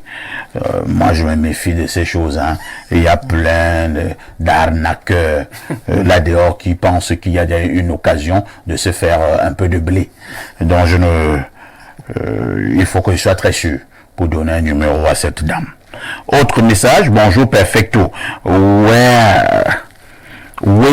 Comment vous pouvez parler de la FECAFOOT sans votre avocat Blériot? C'est Claude Diego depuis Athènes en Grèce qui envoie le message. Oui, c'est le plus 30. Blériot va vous répondre quand il reviendra. Je vais dire ça à Blériot. Que Blériot, quand tu n'étais pas là, voici ce que le gars Diego a dit. Bonjour Perfecto. Je note l'absence du conseiller de tout temps et de tous les temps. Oui, Blériot n'est pas là ce matin, mais il vous reviendra plus en forme lundi. Autre message ce jour. Bonjour Perfecto, il y a tout ton panel. Tu t'appelles Aïssi et toi d'Albert Parfait. C'est Pancras de Guidère.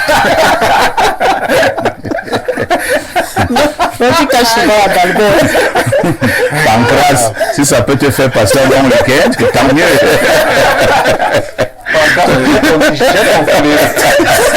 J'ai ta bouteille de folie.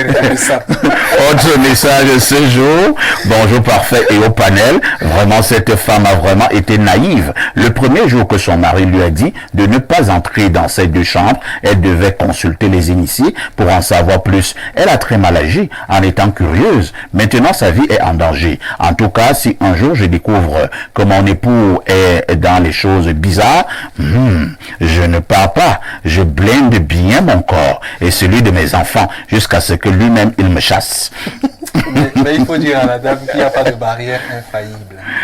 Alors, on part du côté du 241, c'est le Gabon. Le pays que dirige le général Brice Clotaire, Ligi Nguema. Bonjour parfait, les Camerounais sont violentés au Congo-Brazzaville. Tu n'as pas l'information. C'est Abdoulaye depuis Bitam qui envoie le message.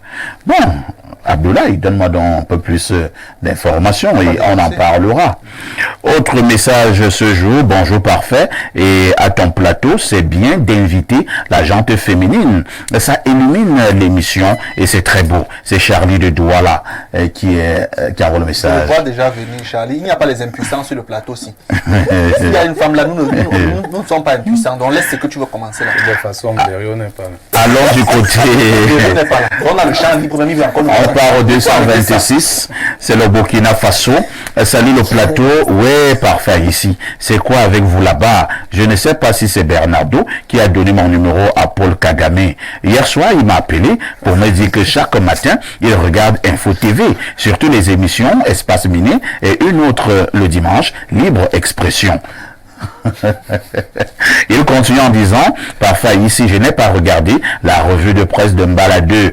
C'est pour vous demander, avec la réunion des crises d'hier, s'agissant de la police municipale, le ministre Tanganji a décidé quoi s'agissant du sujet? Parfois ici chez moi, j'ai un espace prévu pour ma sorcellerie et tout le monde sait que je suis le grand sorcier du quartier. C'est Paul depuis Ouaga. Bon, concernant le ministre Tanganji, je vous ai dit hier, au sortir de cette réunion, il y aura Le une... gouverneur, le préfet. Et tout c'était là, au sortir de cette réunion, on a dit que les contrôles de la police municipale sont suspendus jusqu'à nouvel ordre. Et on a demandé aux conducteurs de moto d'être plus prudents sur la voie. Donc nous vous avons déjà dit ça hier avant les conclusions. Et j'ai dit que si ça n'arrivait pas, moi je ne viendrais plus présenter l'émission. Autre message ce jour, concernant la dénonciation, je dirais c'est aussi ça nos cultures. Voilà pourquoi certains mariages extra-ethniques sont combattus. Dans certaines cultures, ça s'appelle le totem et c'est de notoriété chez certains. Et elle aurait dû, à partir du moment où il y a eu des interdits dans le couple, refuser les conditions et quitter l'affaire au plus tôt. Perfecto, le parfait modérateur. Garde ta manière de modérer. Est-ce que je peux même la changer? Mais le mari a été méchant. Parce que dans ces cas, parfait ici, et vous suivez mon regard, lorsque tu vas intégrer quelque chose, ta femme t'accompagne si elle adhère.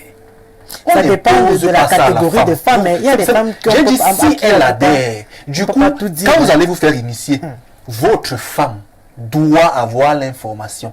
Mais là où vous allez, si elle n'adhère pas, elle n'est pas votre femme, vous choisirez celle qui va accepter ce que vous... Est-ce que vous comprenez? Tu imposes à la femme. Non, est-ce qu'il a imposé à la femme? Il a fait son choix. Maintenant, la femme a été... Elle a poussé sa curiosité. Il a dit à la femme... Mais disons quand même, disons quand même que dans la majorité des grandes initiations, l'homme qui s'en va, à un moment donné, on va te demander d'amener ta femme. Patrick Bara, c'est comme ça que ça se passe. Peut-être à son niveau. Parce qu'il y aura certaines choses même, c'est la femme qui va garder. Oui. Peut-être à son niveau. Il ne faut pas dire à la télé des choses que toi et moi. Il y a des choses que la femme garde dans elle. Les femmes gardent les secrets. Peut-être, non, je dis dans son corps même. Alors, on quitte ce volet extrêmement mystique pour prendre une touche pause. Bon retour sur ce plateau d'Espace Miné de lundi à vendredi 10h, 11h52. Vous êtes justement en direct au canal 317. Nous vous le disions en ouverture ce matin. Nous marquons un arrêt pour évoquer un sujet à caractère social. C'est justement vendredi. Nous allons parler de l'amitié ce vendredi avec une interrogation. Existe-t-il encore une amitié sans intérêt? Jeanne Vonda. C'est quoi l'amitié et c'est quoi l'intérêt? Enfin, ici, est-ce que le mot amitié a encore une place? Je ne sais pas si le mot... À vous de nous dire. Oui. En fait, l'amitié, il y a 3 types d'amitié. La première amitié, c'est une amitié utile, qui est fondée sur l'intérêt. Il y a l'amitié par plaisir. L'amitié du genre, j'aime Haïti, j'aime Bala. En fait, il y a sentiment d'amour. Il y a aussi une amitié vraiment qui n'existe presque plus, l'amitié fondamentale, celle qui est basée sur la vertu. Oui, est-ce que je suis ton ami parce que tu ne m'apportes rien? Non, pas du tout, il n'existe pas d'amitié sans intérêt. Toutes les amitiés ont quelque chose dont elles tirent. Si je suis l'ami d'Eric, c'est parce que Eric m'apporte de bons conseils, ça on appelle ça l'amitié utile. Si je suis l'ami de Bernardo, c'est que j'ai mon problème, que Bernardo peut m'aider à trouver une solution. Donc l'amitié de nos jours, elle n'existe pas vraiment. Raison pour laquelle elle est toujours fondée sur un intérêt. L'amitié de nos jours n'existe véritablement plus. Selon vous, voilà pourquoi elle est toujours fondée sur l'intérêt. Eric Achille Corps, en préparant ce programme, la majorité des personnes interrogées hors antenne me disaient justement que l'amitié vraie n'existe plus. C'est pas aussi excessif? Oui, peut-être que ça pourrait être excessif dépendamment du bout qu'on tient. Parce qu'en réalité, une amitié, c'est également un rapprochement entre des individus, c'est-à-dire qui vivent ensemble dans un environnement bien précis. Ça suppose une interrelation. Et en matière d'interrelation, justement, il y a la question de l'intérêt. C'est-à-dire, pourquoi est-ce qu'on existe? Pourquoi est-ce qu'on coexiste? On coexiste justement parce qu'on ne peut pas exister seul. Dans la solitude, dans le fait d'être seul, on n'est pas épanoui. Donc, le premier intérêt de coexister, c'est parce qu'on trouve la complémentarité auprès de l'autre. Et dans notre culture, on dit ton voisin, c'est ton frère, celui-là qui saura, qui peut répondre à certains de tes besoins et autres. C'est-à-dire, et vous voyez même dans nos sociétés, quand vous avez besoin de quelque chose, ben, par moment, c'est chez le voisin. Donc, on ne saurait vivre de manière individuelle. Mais maintenant, en termes d'amitié, la question de l'intérêt doit être au cœur des pratiques amicales. C'est-à-dire, pourquoi est-ce que je me mets avec X ou Y? Est-ce que la relation qui nous unit est tout simplement une relation une relation sociale, ou alors c'est une relation interpersonnelle, parce qu'il y a quand même une nette différence entre le social qui est collectif, c'est-à-dire il y a un intérêt collectif, il y a maintenant un intérêt individuel. Maintenant, cet intérêt, il peut être moral, parce qu'il faut toujours qu'il existe. Il peut être moral, il peut être psychologique, il peut être matériel. Maintenant, l'intérêt psychologique ou moral, c'est lequel? C'est que vous, parfait, ici est un ami. Quand j'ai besoin d'un conseil, il me le prodigue. Lorsqu'il se rend compte d'un égarement de ma part, il me dit non, attention. Mais ça doit être sur la base des valeurs. C'est-à-dire, on ne saurait lier d'amitié avec quelqu'un qui n'a pas les mêmes valeurs que vous.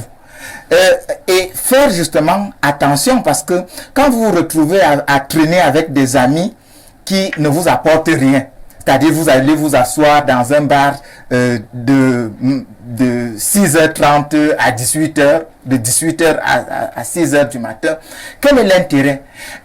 Qu'est-ce qu'il vous apporte? En train de causer des choses qui concernent les filles. Vous parlez de quoi? C'est-à-dire, c'est bizarre. Et maintenant, dans cette amitié, vous allez vous retrouver en train d'aller faire des choses qui sont proscrites à la fois par la loi et par nos valeurs. Donc, l'amitié doit être fondée sur un intérêt.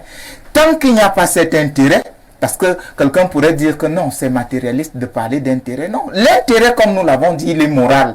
Il est psychologique. C'est-à-dire, je peux être l'ami de tel et j'aime être avec lui peut-être parce qu'il me prodigue des bons conseils. C'est un intérêt. C'est un intérêt. Mais qui n'est pas matériel. Qui n'est pas matériel. Et lorsque vous vous rendez compte que vous n'avez pas à traîner avec un individu, prenez-le à distance et ça vous gardez votre sécurité, parce qu'on est de plus en plus dans un monde où les gens sont certains sont bizarres, c'est-à-dire ils sortent de la norme, et en sortant de la norme, ils se mettent, parce que regardez-vous, la violence et la dépravation des mœurs qu'on observe de manière globale dans notre société aujourd'hui est la conséquence du mauvais choix de ses amis. Lorsque vous traînez avec des traînés, justement, il est évident que l'éducation de vos enfants, parce que il y a deux types, je crois qu'il y a à peu près 3 types de personnes en matière de valeurs et autres. Le premier type de personnes, c'est des gens qui sont essentiellement mauvais. Ça veut dire que le mauvais, quand il est avec des gens bons, il est toujours mauvais. Lui, il est comme ça. Il sera toujours mauvais, même si vous le mettez avec des anges. Le méchant est méchant. Maintenant, la deuxième catégorie, c'est des gens bons. C'est-à-dire, même si vous le mettez avec des gens mauvais, il sera bon parce qu'il est bon. Maintenant, il y a une troisième catégorie, c'est la catégorie du milieu. Lorsque il se retrouve avec des gens bons, et il est bon. Lorsqu'il se retrouve avec des gens mauvais, il s'adapte. Il devient aussi mauvais. Et si le parent ou soi-même, on ne choisit pas des gens qui vont nous permettre de rester bons si on a une psychologie faible, parce que la notion de psychologie et de personnalité est importante ici. À défaut, on va passer d'un intérêt positif à un intérêt négatif et ce sera la dépravation des mœurs et la catastrophe que nous observons. Merci Eric Achinka. Entre-temps, Bernardo Basson, cette affaire de savoir si on peut trouver encore une amitié sans intérêt, est-ce que c'est pas également, c'est pas peut-être très loin de cette affaire, y a-t-il encore un amour sans intérêt, amour entre les hommes et les femmes? Si je suis ton ami, est-ce que ça ne veut pas dire forcément que j'ai un intérêt quelque part, tout en sachant que l'intérêt ici n'est pas que matériel? C'est parce que le sens de votre question est très bien orienté, qu'on peut même débattre. Parce qu'à la vérité, il n'est pas concevable une relation amicale sans intérêt. Pourquoi? L'amitié, c'est la plus belle des relations humaines. Tout simplement parce que c'est la relation humaine qu'on choisit. La relation familiale, elle nous est imposée. Votre femme, parfois, est d'abord votre amie avant d'être votre femme. Ça peut arriver. Donc, la relation amicale, elle est conventionnelle. Tandis que la relation familiale, elle est naturelle. C'est pour cela que l'amitié, c'est justement le sentiment d'affection qu'on éprouve pour quelqu'un avec qui on n'a ni de lien parental, ni de lien sexuel. Ça, c'est le premier point. Le second point, c'est que il y a deux éléments qui permettent aux hommes d'entretenir leur rapport. Deux. Leur lien. Le premier, ce sont les sentiments ou les émotions. Le deuxième, c'est l'intérêt. Les hommes sont liés parce qu'ils ont des sentiments ou des émotions qu'ils partagent mutuellement, parce qu'ils ont un intérêt qu'ils recherchent. À partir de là, une amitié ne peut fonctionner sans intérêt. Maintenant, la société ici pose problème. Pourquoi? Parce qu'aujourd'hui, les humains ont tout matérialisé. Et se mettent en lien avec d'autres personnes à la recherche du matériel, même si l'intérêt n'est pas matériel, dans la question, ce qu'on subodore quand même, parce que si l'intérêt était moral, il ne poserait pas problème. Ce qu'on subodore, c'est le fait que des gens se mettent avec d'autres personnes pour leur ponctionner des choses et en étant donc hypocrites. Là, dans l'hypocrisie qui est bien sûr l'une des choses les mieux partagées dans ce qu'on appelle l'amitié. Moi, je vais sortir en disant deux choses. La première, c'est que il est très possible pour les gens de se mettre en relation amicale, sans forcément avoir un intérêt matériel, mais à une seule condition. C'est que vous ayez conscience de ce que le semblable attire le semblable. Vous voulez avoir un bon ami sans être un bon ami. Vous voulez avoir quelqu'un de poli en amitié alors que vous êtes impoli. Vous voulez avoir quelqu'un de violent, de doux alors que vous êtes violent. Forcément, il y aura hypocrisie quelque part, parce que vous n'avez pas les mêmes valeurs. N'oublions pas qu'en vibration, les éléments, comme l'homme est un gros aimant, il attire ce qu'il est, il attire son semblable. Voilà pourquoi on dit en Afrique, dis-moi avec qui tu marches. Je dirais qui tu es. Parce que le semblable attire le semblable. Or, chez nous, on aime forcer les choses. Tout ce qu'on force se casse. La deuxième chose par laquelle je vais sortir, c'est que il faut intégrer que l'amitié également est une question de chance. Parce que l'environnement joue beaucoup. Vous êtes quelqu'un de bien, l'environnement dans lequel vous vous retrouvez est un environnement qui est tellement pollué. Et puisqu'il faut toujours socialiser et cohabiter, vous trouvez des proches qui vont finir par vous pervertir avec le temps. Et là, comme M. Kor disait, il faut être fort dans la personne. C'est comme pas être à 6 ou à 7 ans. C'est compliqué. Et là, donc, vos premiers amis peuvent vous amener dans des choses très compliquées, qui deviennent des habitudes et qui vous compliquent la vie plus tard. Donc, les parents doivent veiller sur les premiers amis de leurs enfants. Par vos amis, on sait qui vous êtes. Parce que par vos amis, vous avez un langage que vous adoptez, des manières que vous adoptez. Et si on ne fait pas attention, donc, vous devenez quelqu'un qui est attiré par ce qui lui ressemble. Parfois, ici, je dis souvent à mon fils que ce que tu dis ne vient pas que de toi. Ça vient des gens avec qui tu échanges. Et par toi, je sais avec qui tu marches. Du coup, je l'ai reclus. Moi, je lui ai dit, tu vois, désormais, il est beaucoup plus casanier aujourd'hui. Moi, j'ai de la chance. Pourquoi? Parce que je peux faire des bêtises, c'est vrai. Mais j'ai souvent dit, moi, je suis un homme, dans le fond, qui n'a pas de méchanceté. Du coup, j'ai 4 ou 5 amis avec qui j'ai d'excellents rapports. Mon meilleur ami s'appelle Bolongo. Mofi, il est à Douala. C'est quelqu'un de qualité. Parce que j'ai de la chance et je fais l'effort d'être un homme, malgré ces petits égarements, quelqu'un d'assez sensé. Vous voyez. Donc, ceux qui ne sont pas bons ne doivent pas espérer avoir des amis sans intérêt. Ceux qui sont bons peuvent espérer avoir des amis sans intérêt. Patrick Bala, l'intérêt au centre de l'amitié, de plus en plus. Et quand je parle d'intérêt ici, c'est justement l'intérêt matériel. Hein. Nous ne parlons pas là de l'intérêt moral, ainsi de suite. N'avez-vous pas l'impression qu'il existe de plus en plus et en écrasante majorité des fausses amitiés. Je suis l'ami de Patrick Bala parce qu'elle est le présentateur d'Affiche Sport à Info TV et je suis sûr que un jour il peut m'inviter à Affiche Sport pour venir soit insulter Eto'o, soit pour défendre Eto'o. C'est un intérêt. Oui. Parfois, ici... Est-ce que là c'est une vraie amitié? Non. C'est une fausse amitié. Oui, je vais dire non. Voilà. Bon, maintenant, la vraie amitié existe. C'est-à-dire que je vais aller en contradiction avec ce que Jeanne a dit tout à l'heure. La vraie amitié existe. Lorsque nous étions au collège, parce que ce qui dénature la qualité de l'amitié, c'est l'intérêt. C'est l'intérêt qui dénature la qualité de l'amitié. Lorsque nous, on était au collège, j'avais un professeur en première qui nous disait souvent, vos vrais amis, vous les trouverez ici, Ouais. au collège. Parce que passer l'étape du collège, lorsque vous arrivez à l'université, l'université, là-bas c'est le Far West, le No Man's Line. C'est-à-dire que quelqu'un t'apporte son amitié par rapport à ce qu'il reçoit derrière. Ou bien c'est qu'il calcule. Voilà. Vous pouvez être dans une petite cité.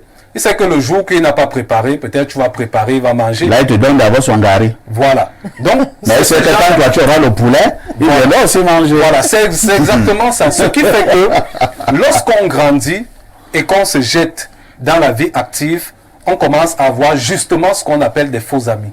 C'est pour ça qu'il est toujours conseillé aux gens de garder ses amis d'enfance lorsqu'on avait encore... Y a-t-il un peu quelques critères ou alors quelques indicateurs de connaître ou de reconnaître un faux ami?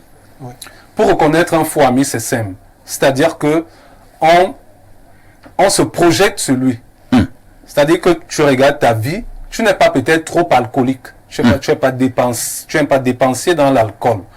Mais si de temps en temps, c'est-à-dire que si généralement tu as un ami qui t'amène à aller en boîte de nuit tout le temps, à aller boire tout le temps, Aller dépenser de l'argent, ça c'est un faux ami. Tout à fait. Tu n'es pas dans ce qu'on appelle la bordellerie. C'est-à-dire que tu n'es pas un homme à 200, à plusieurs femmes.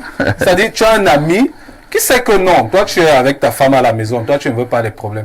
Mais lui va toujours t'amener là où il y a les filles. Il va te dire qu'il faut être un vrai bantou. Oui, il faut être un vrai bantou. Un vrai bantou doit avoir les femmes. C'est-à-dire que pour... Et en fait, Patrick Bala suggère que le vrai ami, c'est celui qui ne nous enseigne pas les contre-valeurs. Parce que quoi, même si les valeurs peuvent varier d'une cité à une autre, il y a quand même des valeurs qui semblent être universelles.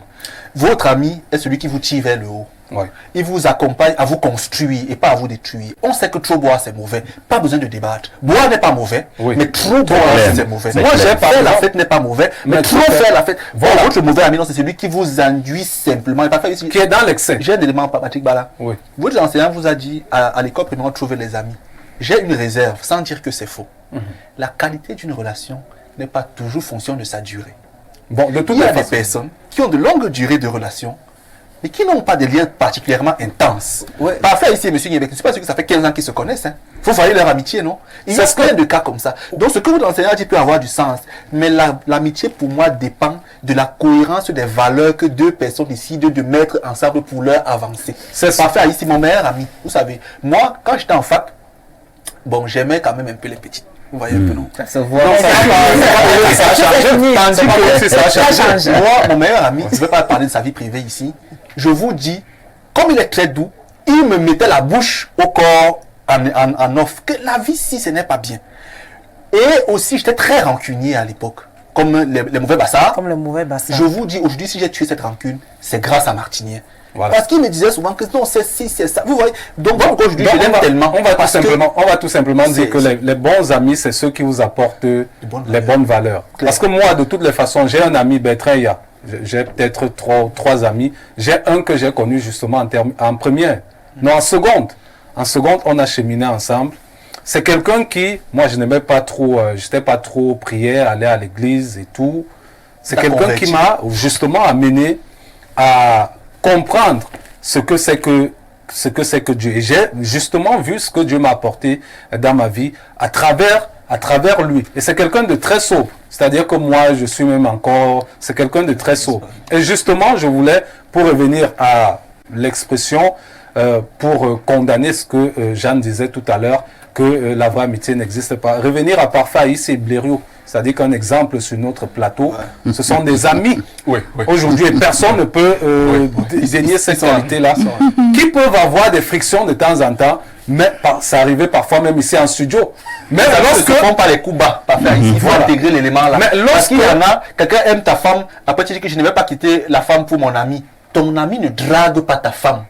Vous voyez un peu. Je voulais justement en parler. Oui. Si tu as un ami, et dès que tu te lèves pour aller au petit coin, et demain il y a le numéro de téléphone ce de n'est ta pas femme. ton ami. Est-ce que c'est un ami ça? Non, c'est pas ton ami. dès que tu as même ce genre de personnes dans ton entourage, tu qui a ce genre de comportement, tu comprends que c'est un danger pour toi. Non, comment est-ce que tu sauras si la dame elle-même ne te fait pas Elle va te comprendre dire, que... elle va te dire. Oui, raison de plus. Je dis donc que si la dame te fait comprendre que ton ami, si chaque fois elle te fait comprendre que cet homme-ci n'est pas bien, toi tu dis non, c'est mon ami. C'est mon ami. C'est mon ami. Non, elle a sa raison pour laquelle chaque fois elle condamne cette amitié. Mais il y a aussi les femmes. Je voulais dire. Mais il y a les femmes aussi légères. Oui, Eric Hachel. Je voulais dire qu'il y a des relations de circonstances. Il y a des amitiés de circonstances qui ne sont pas en réalité des amitiés fondamentales. Vous pouvez, je prends le cas de, par exemple, deux étudiants qui se retrouvent dans un univers bien précis. Ils sont contraints de collaborer et d'échanger d'informations. Ils sont camarades. Ils sont camarades. Ouais. Mais au-delà de l'amphi ou de la classe, ils sont appelés à être ensemble. C'est-à-dire, je vais voir, est-ce qu'il a à manger. S'il a à manger, je mange. On s'entraide en fait. On croit que c'est de l'amitié. Mais en fait, c'est une complémentarité de circonstances. Je vais préciser, monsieur Kor, l'amitié concerne l'intimité. Parce que le collègue n'est pas forcément l'ami. Le voisin n'est pas forcément l'ami. Le camarade n'est pas forcément l'ami. Il faut bien distinguer ça. L'amitié demande une dose de... Le frère n'est même pas forcément l'ami. Le frère n'est pas forcément l'ami. Il y a des frères qu'on aime moins que nos amis. Et généralement, même dans les familles, il y a beaucoup de frères qui ne... Donc, le camarade, le collègue, le voisin, le pote, entre guillemets, n'est pas forcément l'ami. L'ami, c'est que vous avez traversé certaines étapes. Il y a une dose d'intimité qui vous lie. Il y a une dose d'affection qui vous lie et un partage systématique de valeurs communes. C'est un peu comme dans Nous allons lire quelques messages une fois de plus. Bonjour El Perfecto, le poutoulou de la modération. Concernant le sujet à l'ordre du jour, l'amitié sans intérêt concerne les enfants innocents à l'école primaire ou les amis d'enfance quand on n'avait rien. Le reste, ce sont des relations. C'est Gétro depuis Mendon et qui envoie le message. Pour Gétro, il n'y a même pas un débat.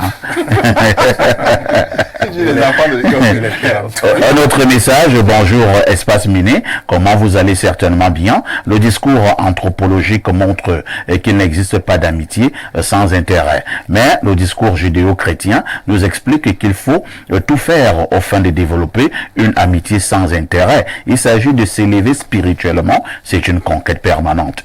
Thomas Noir, analyste politique. Autre message ce jour. Bonjour Monsieur Parfait ici et à tout votre panel. Moi je crois aussi que le vrai ami est celui qu'on a eu depuis notre enfance. Mon ami est celui qui m'a connu jeune, celui avec qui j'ai grandi, celui qui sait me ramener à l'ordre, celui qui peut m'aider à me construire, celui qui me rend meilleur, celui qui ne sait pas exactement ce que je serai demain, mais qui m'aime et me soutient, celui qui me respecte et m'aime sans raison. Bizarrement, on se sépare souvent de celui-là parce qu'il ne soutient pas le faux qu'on cajole, mais qui est mal. Très bon message. Ouais, bien sûr. Autre message, ce vendredi, je pars au plus 33. C'est le pays que dirige le président Macron. Et son premier ministre ou sa première ministre? Je préfère dire le pays que dirige M. Macron. Bonjour El Perfecto, le perfectionniste de la modération, et à tout un panel, heureux de vous retrouver ce matin. Il y a toujours un intérêt dans toutes les relations humaines. C'est juste que quand il y a de l'hypocrisie, ça crée des problèmes. Le petit pousseur de Mbopi. Autre message, bonjour Monsieur Parfait ici. C'est tout ce que le monsieur a trouvé à dire. Bonjour donc. Alors, un autre dit ici, bonjour à d'Albert ici, s'il te plaît, je ne sais pas de qui vous parlez, s'il te plaît, passe-moi le numéro de la charmante dame sur le plateau. Si tu es vraiment son ami, je veux la tuer avec l'argent. Il vous. Il vous. Donc nous sommes quoi sur le plateau ici? Appelle-moi en off. N'écoute pas l'histoire de Bernardo. Appelle-moi en off. Léo n'est pas là. Léo n'est pas là. Donc on a Michel, tu veux nous gâter la sauce. Arrête ça. Autre message ce jour. Bonjour. Alors, le message est un peu long, hein? J'espère qu'on va lire tout cela. Bonjour à tous, à toutes, à chacun, à chacune. On comprend pourquoi le message est long. Sur le plateau, juste pour dire qu'il est difficile de vivre quoi que ce soit sans intérêt dans cette vie. Sauf que le seul intérêt dans les relations pures et sincères ne devrait qu'être la volonté de voir l'autre réussir, être heureux, s'épanouir, sourire, etc. avec tout ce qu'on lui apporte dans la dite relation. L'amitié est la plus belle des relations humaines et devrait avoir donc pour seul intérêt la quête du bien-être et ou du bonheur de l'autre et rien d'autre. Chaque fois que l'intérêt n'aura rien à voir avec ce qui précède, toutes les relations demeureront éphémères pour ma part. Agréable journée à tous, à toutes, à chacun, à chacune. C'est Lionel N. Angoumou et Bolawa. Mais il a confondu. Il a confondu quoi? Il a confondu l'intérêt et le but. L'intérêt, c'est ce qu'on gagne. Le but, c'est ce qu'on cherche. Donc, quand il dit l'amitié, on devrait avoir pour intérêt le bien. En fait, c'est le but. C'est pas l'intérêt. Bonjour, parfait. Ici, le mot, les combis de la modération. Là, c'est très grave. Là, c'est très grave. Le ministre. Pour ma part, l'amitié est basée sur des motifs égoïstes ou matériels. L'intérêt peut être aussi simple que le désir de compagnie, de soutien émotionnel ou de partager des expériences et des intérêts communs. Dans ce sens même, les amitiés les plus sincères et désintéressées ont un certain niveau d'intérêt impliqué. Il y a beaucoup de philosophes. C'est Hein? un philosophe. Ouais. Je pars au plus 961. C'est l'Iran. Il s'agit de quel pays là? Bon, j'interroge mon appareil. Oui, c'est le Liban. Vous avez raison, messieurs. Bonjour, Espace Miné. Merci beaucoup pour ces analyses édifiantes. Bon retour à monsieur Niemek Pierre. Je dis merci pour lui, hein.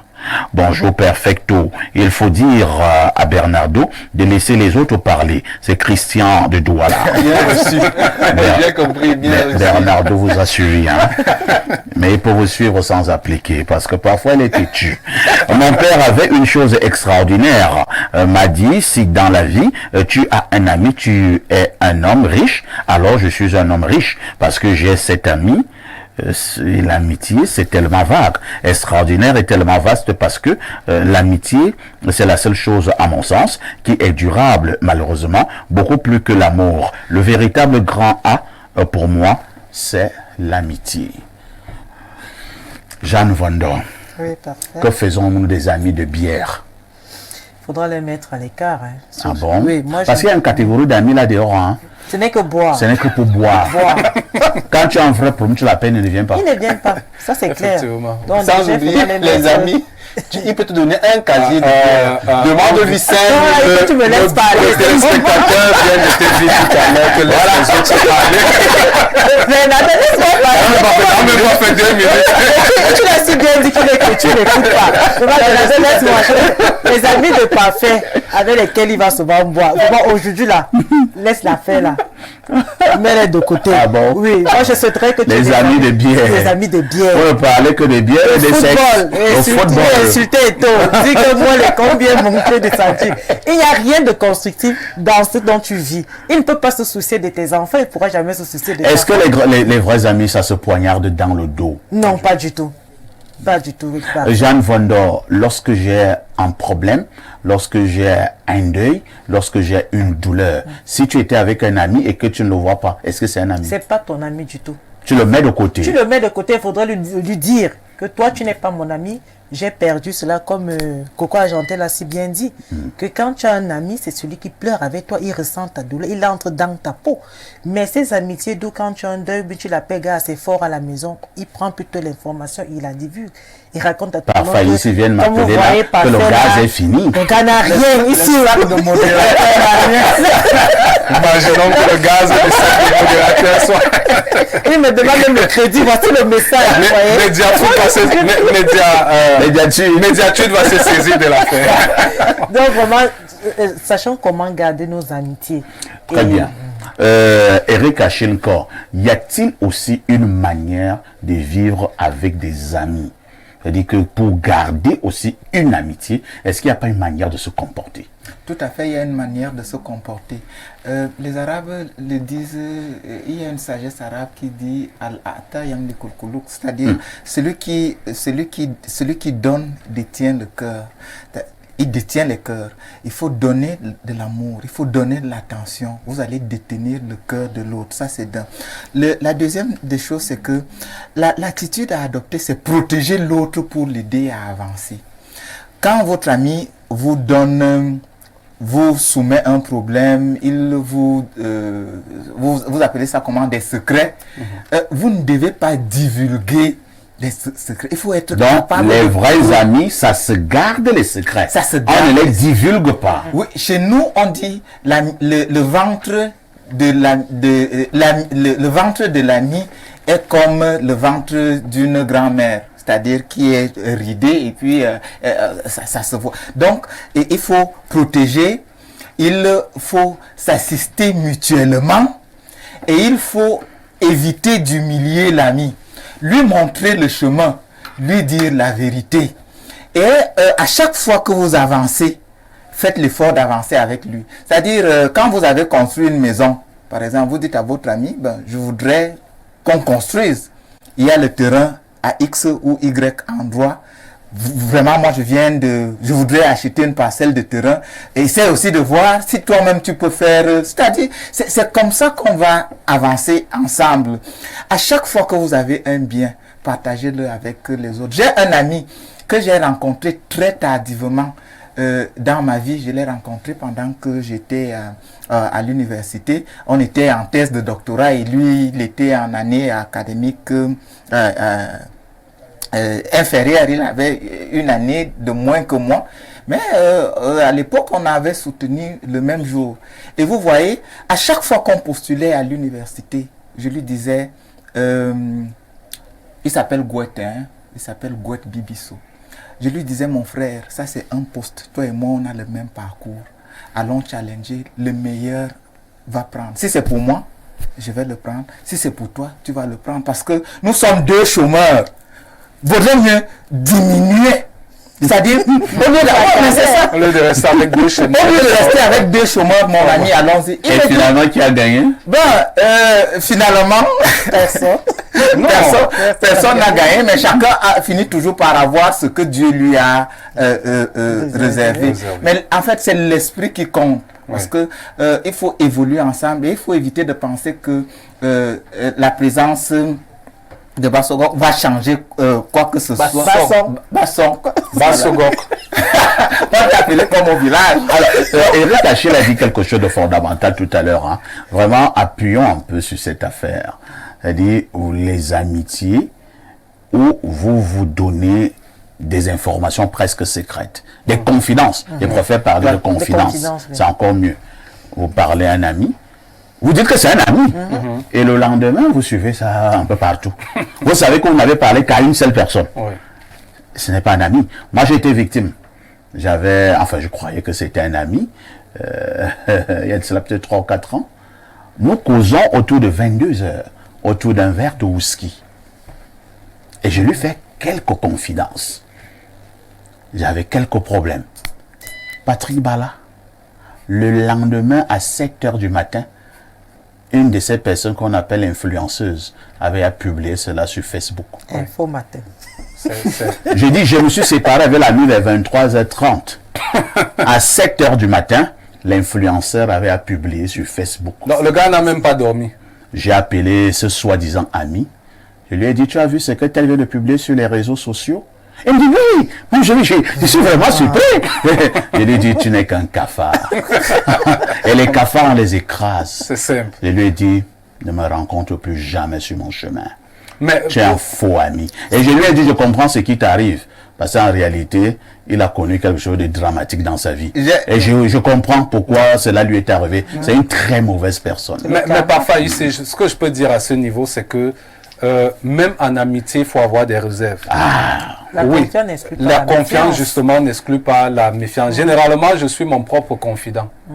C'est-à-dire que même mon enfant, ma femme, je suis mon propre confident. C'est-à-dire que je me confie à une seule personne, c'est à Dieu. Je peux dire. Donc, Oui, vraiment, en quelque sorte, Bernardo, nous sommes arrivés presque au terme de ce programme. Si vous n'arrivez pas à garder quelque chose pour vous, ne faites pas confiance à autrui. Autrui peut ne pas arriver à garder ça pour lui également. ouais.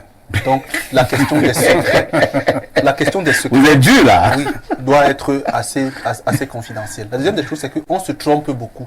On a l'impression que les bons rapports qu'on a avec les gens font d'eux nos amis. Ce n'est pas le cas. L'amitié doit être éprouvée. Elle doit être soumise à l'épreuve. Et c'est le résultat donc qui forme l'ami. On peut commencer camarades, collègues, voisins, potes. Et on finit par devenir Dans le amis temps. en fonction des épreuves que les uns et les autres ont traversées. Je rejoins M. Achille Kor. Votre ami peut être chiche, mais pas envers vous. Si quelqu'un est chiche envers vous, ce n'est pas votre ami. D'accord. Parce que l'amitié a comme valeur fondamentale la solidarité et le partage. Il y a l'affection, la solidarité et le partage. Donc votre ami, quand ça ne va pas, vous le voyez, vous appelez, vous dites, gars, voici 1000 francs, Ouais. voici Dans 2000. les bons comme dans les mauvais Selon ce moments, qu'il a, non. oui, bien Vous sûr. comprenez que ça c'est votre. Mais celui qui vous dit, Asia, je te mets en prière. Courage. Je te fais Courage. la paix. Alors que vous savez qu'il a de quoi vous apporter un plus par ta ce n'est pas vrai. L'amitié, Je te dis beaucoup de courage. Le Seigneur, Le Seigneur Le Seigneur pouvoir. Et là, je parle encore d'expérience. Je pense que tu parles de toi-même. Ah, non, parce que moi je vous dis, mon ami est mon jumeau. Je l'appelle mon jumeau. Ce qu'il a fait pour moi, s'il n'est pas le même comme Très bien, c'est compris. C'est pour dire que l'amitié n'est pas une valeur avec laquelle on blague. D'accord. Surveillez très bien qui est-ce que vous décidez. D'accord. de mettre à Pas votre faillir ami. en une seconde. Vraiment. Non, non, ça En parle pas une d'amitié. seconde, Juste oui. pour le respect de nos téléspectateurs, il faudrait que j'annonce que je ne serai pas là pendant 2 semaines. Ah, d'accord. Oui, je serai du côté de l'Égypte. Ah, d'accord. Oui, pour participer au championnat d'Afrique de judo. Bon voyage, Patrick Merci. Bala. Le départ, Courage à c'est toi. ce dimanche. Pour un journaliste, c'est très bien au niveau de son CV. Hein. Si je vous donne mes passeports, vous allez voir. C'est un grand journaliste. Pas seulement journaliste, là, il t'a fia. Non, surtout qui sort d'Info TV, c'est pas n'importe qui sort. Oui, nous sommes également de tout cœur avec les organisateurs du Festival international des médias et auxiliaires, hein, qui est donc un espace de réflexion, de partage d'expériences et de renforcement des capacités. Nous parlerons beaucoup de ce Festival international des médias et auxiliaires la semaine prochaine, mais nous retenons déjà que demain, à partir de 12h, du côté de l'hôtel qui est au carrefour Mboraban, donc, Safiad. Vous connaissez tout cet hôtel, hein? L'hôtel Safiad, au carrefour Mboraban, à partir de 12h, aura lieu cette sélection pour les Miss de ce grand festival international des médias et auxiliaires. Merci Patrick Bala d'avoir été là ce matin. Merci à Jeanne Bondo. Bien des choses à Eric Achinkor. Bernard de Basson restera notre invité permanent. Le journal de la mi-journée dans pratiquement 6 minutes. Quant à moi, je vous donne rendez-vous ce dimanche, comme d'habitude, à partir de 11h30 pour la grande messe de tous les dimanches. Le grand débat de la semaine, libre expression, toujours avec des invités de haute facture. Tout en vous souhaitant un excellent week-end. Une question néanmoins, avec tout ceci, que faites-vous encore ailleurs?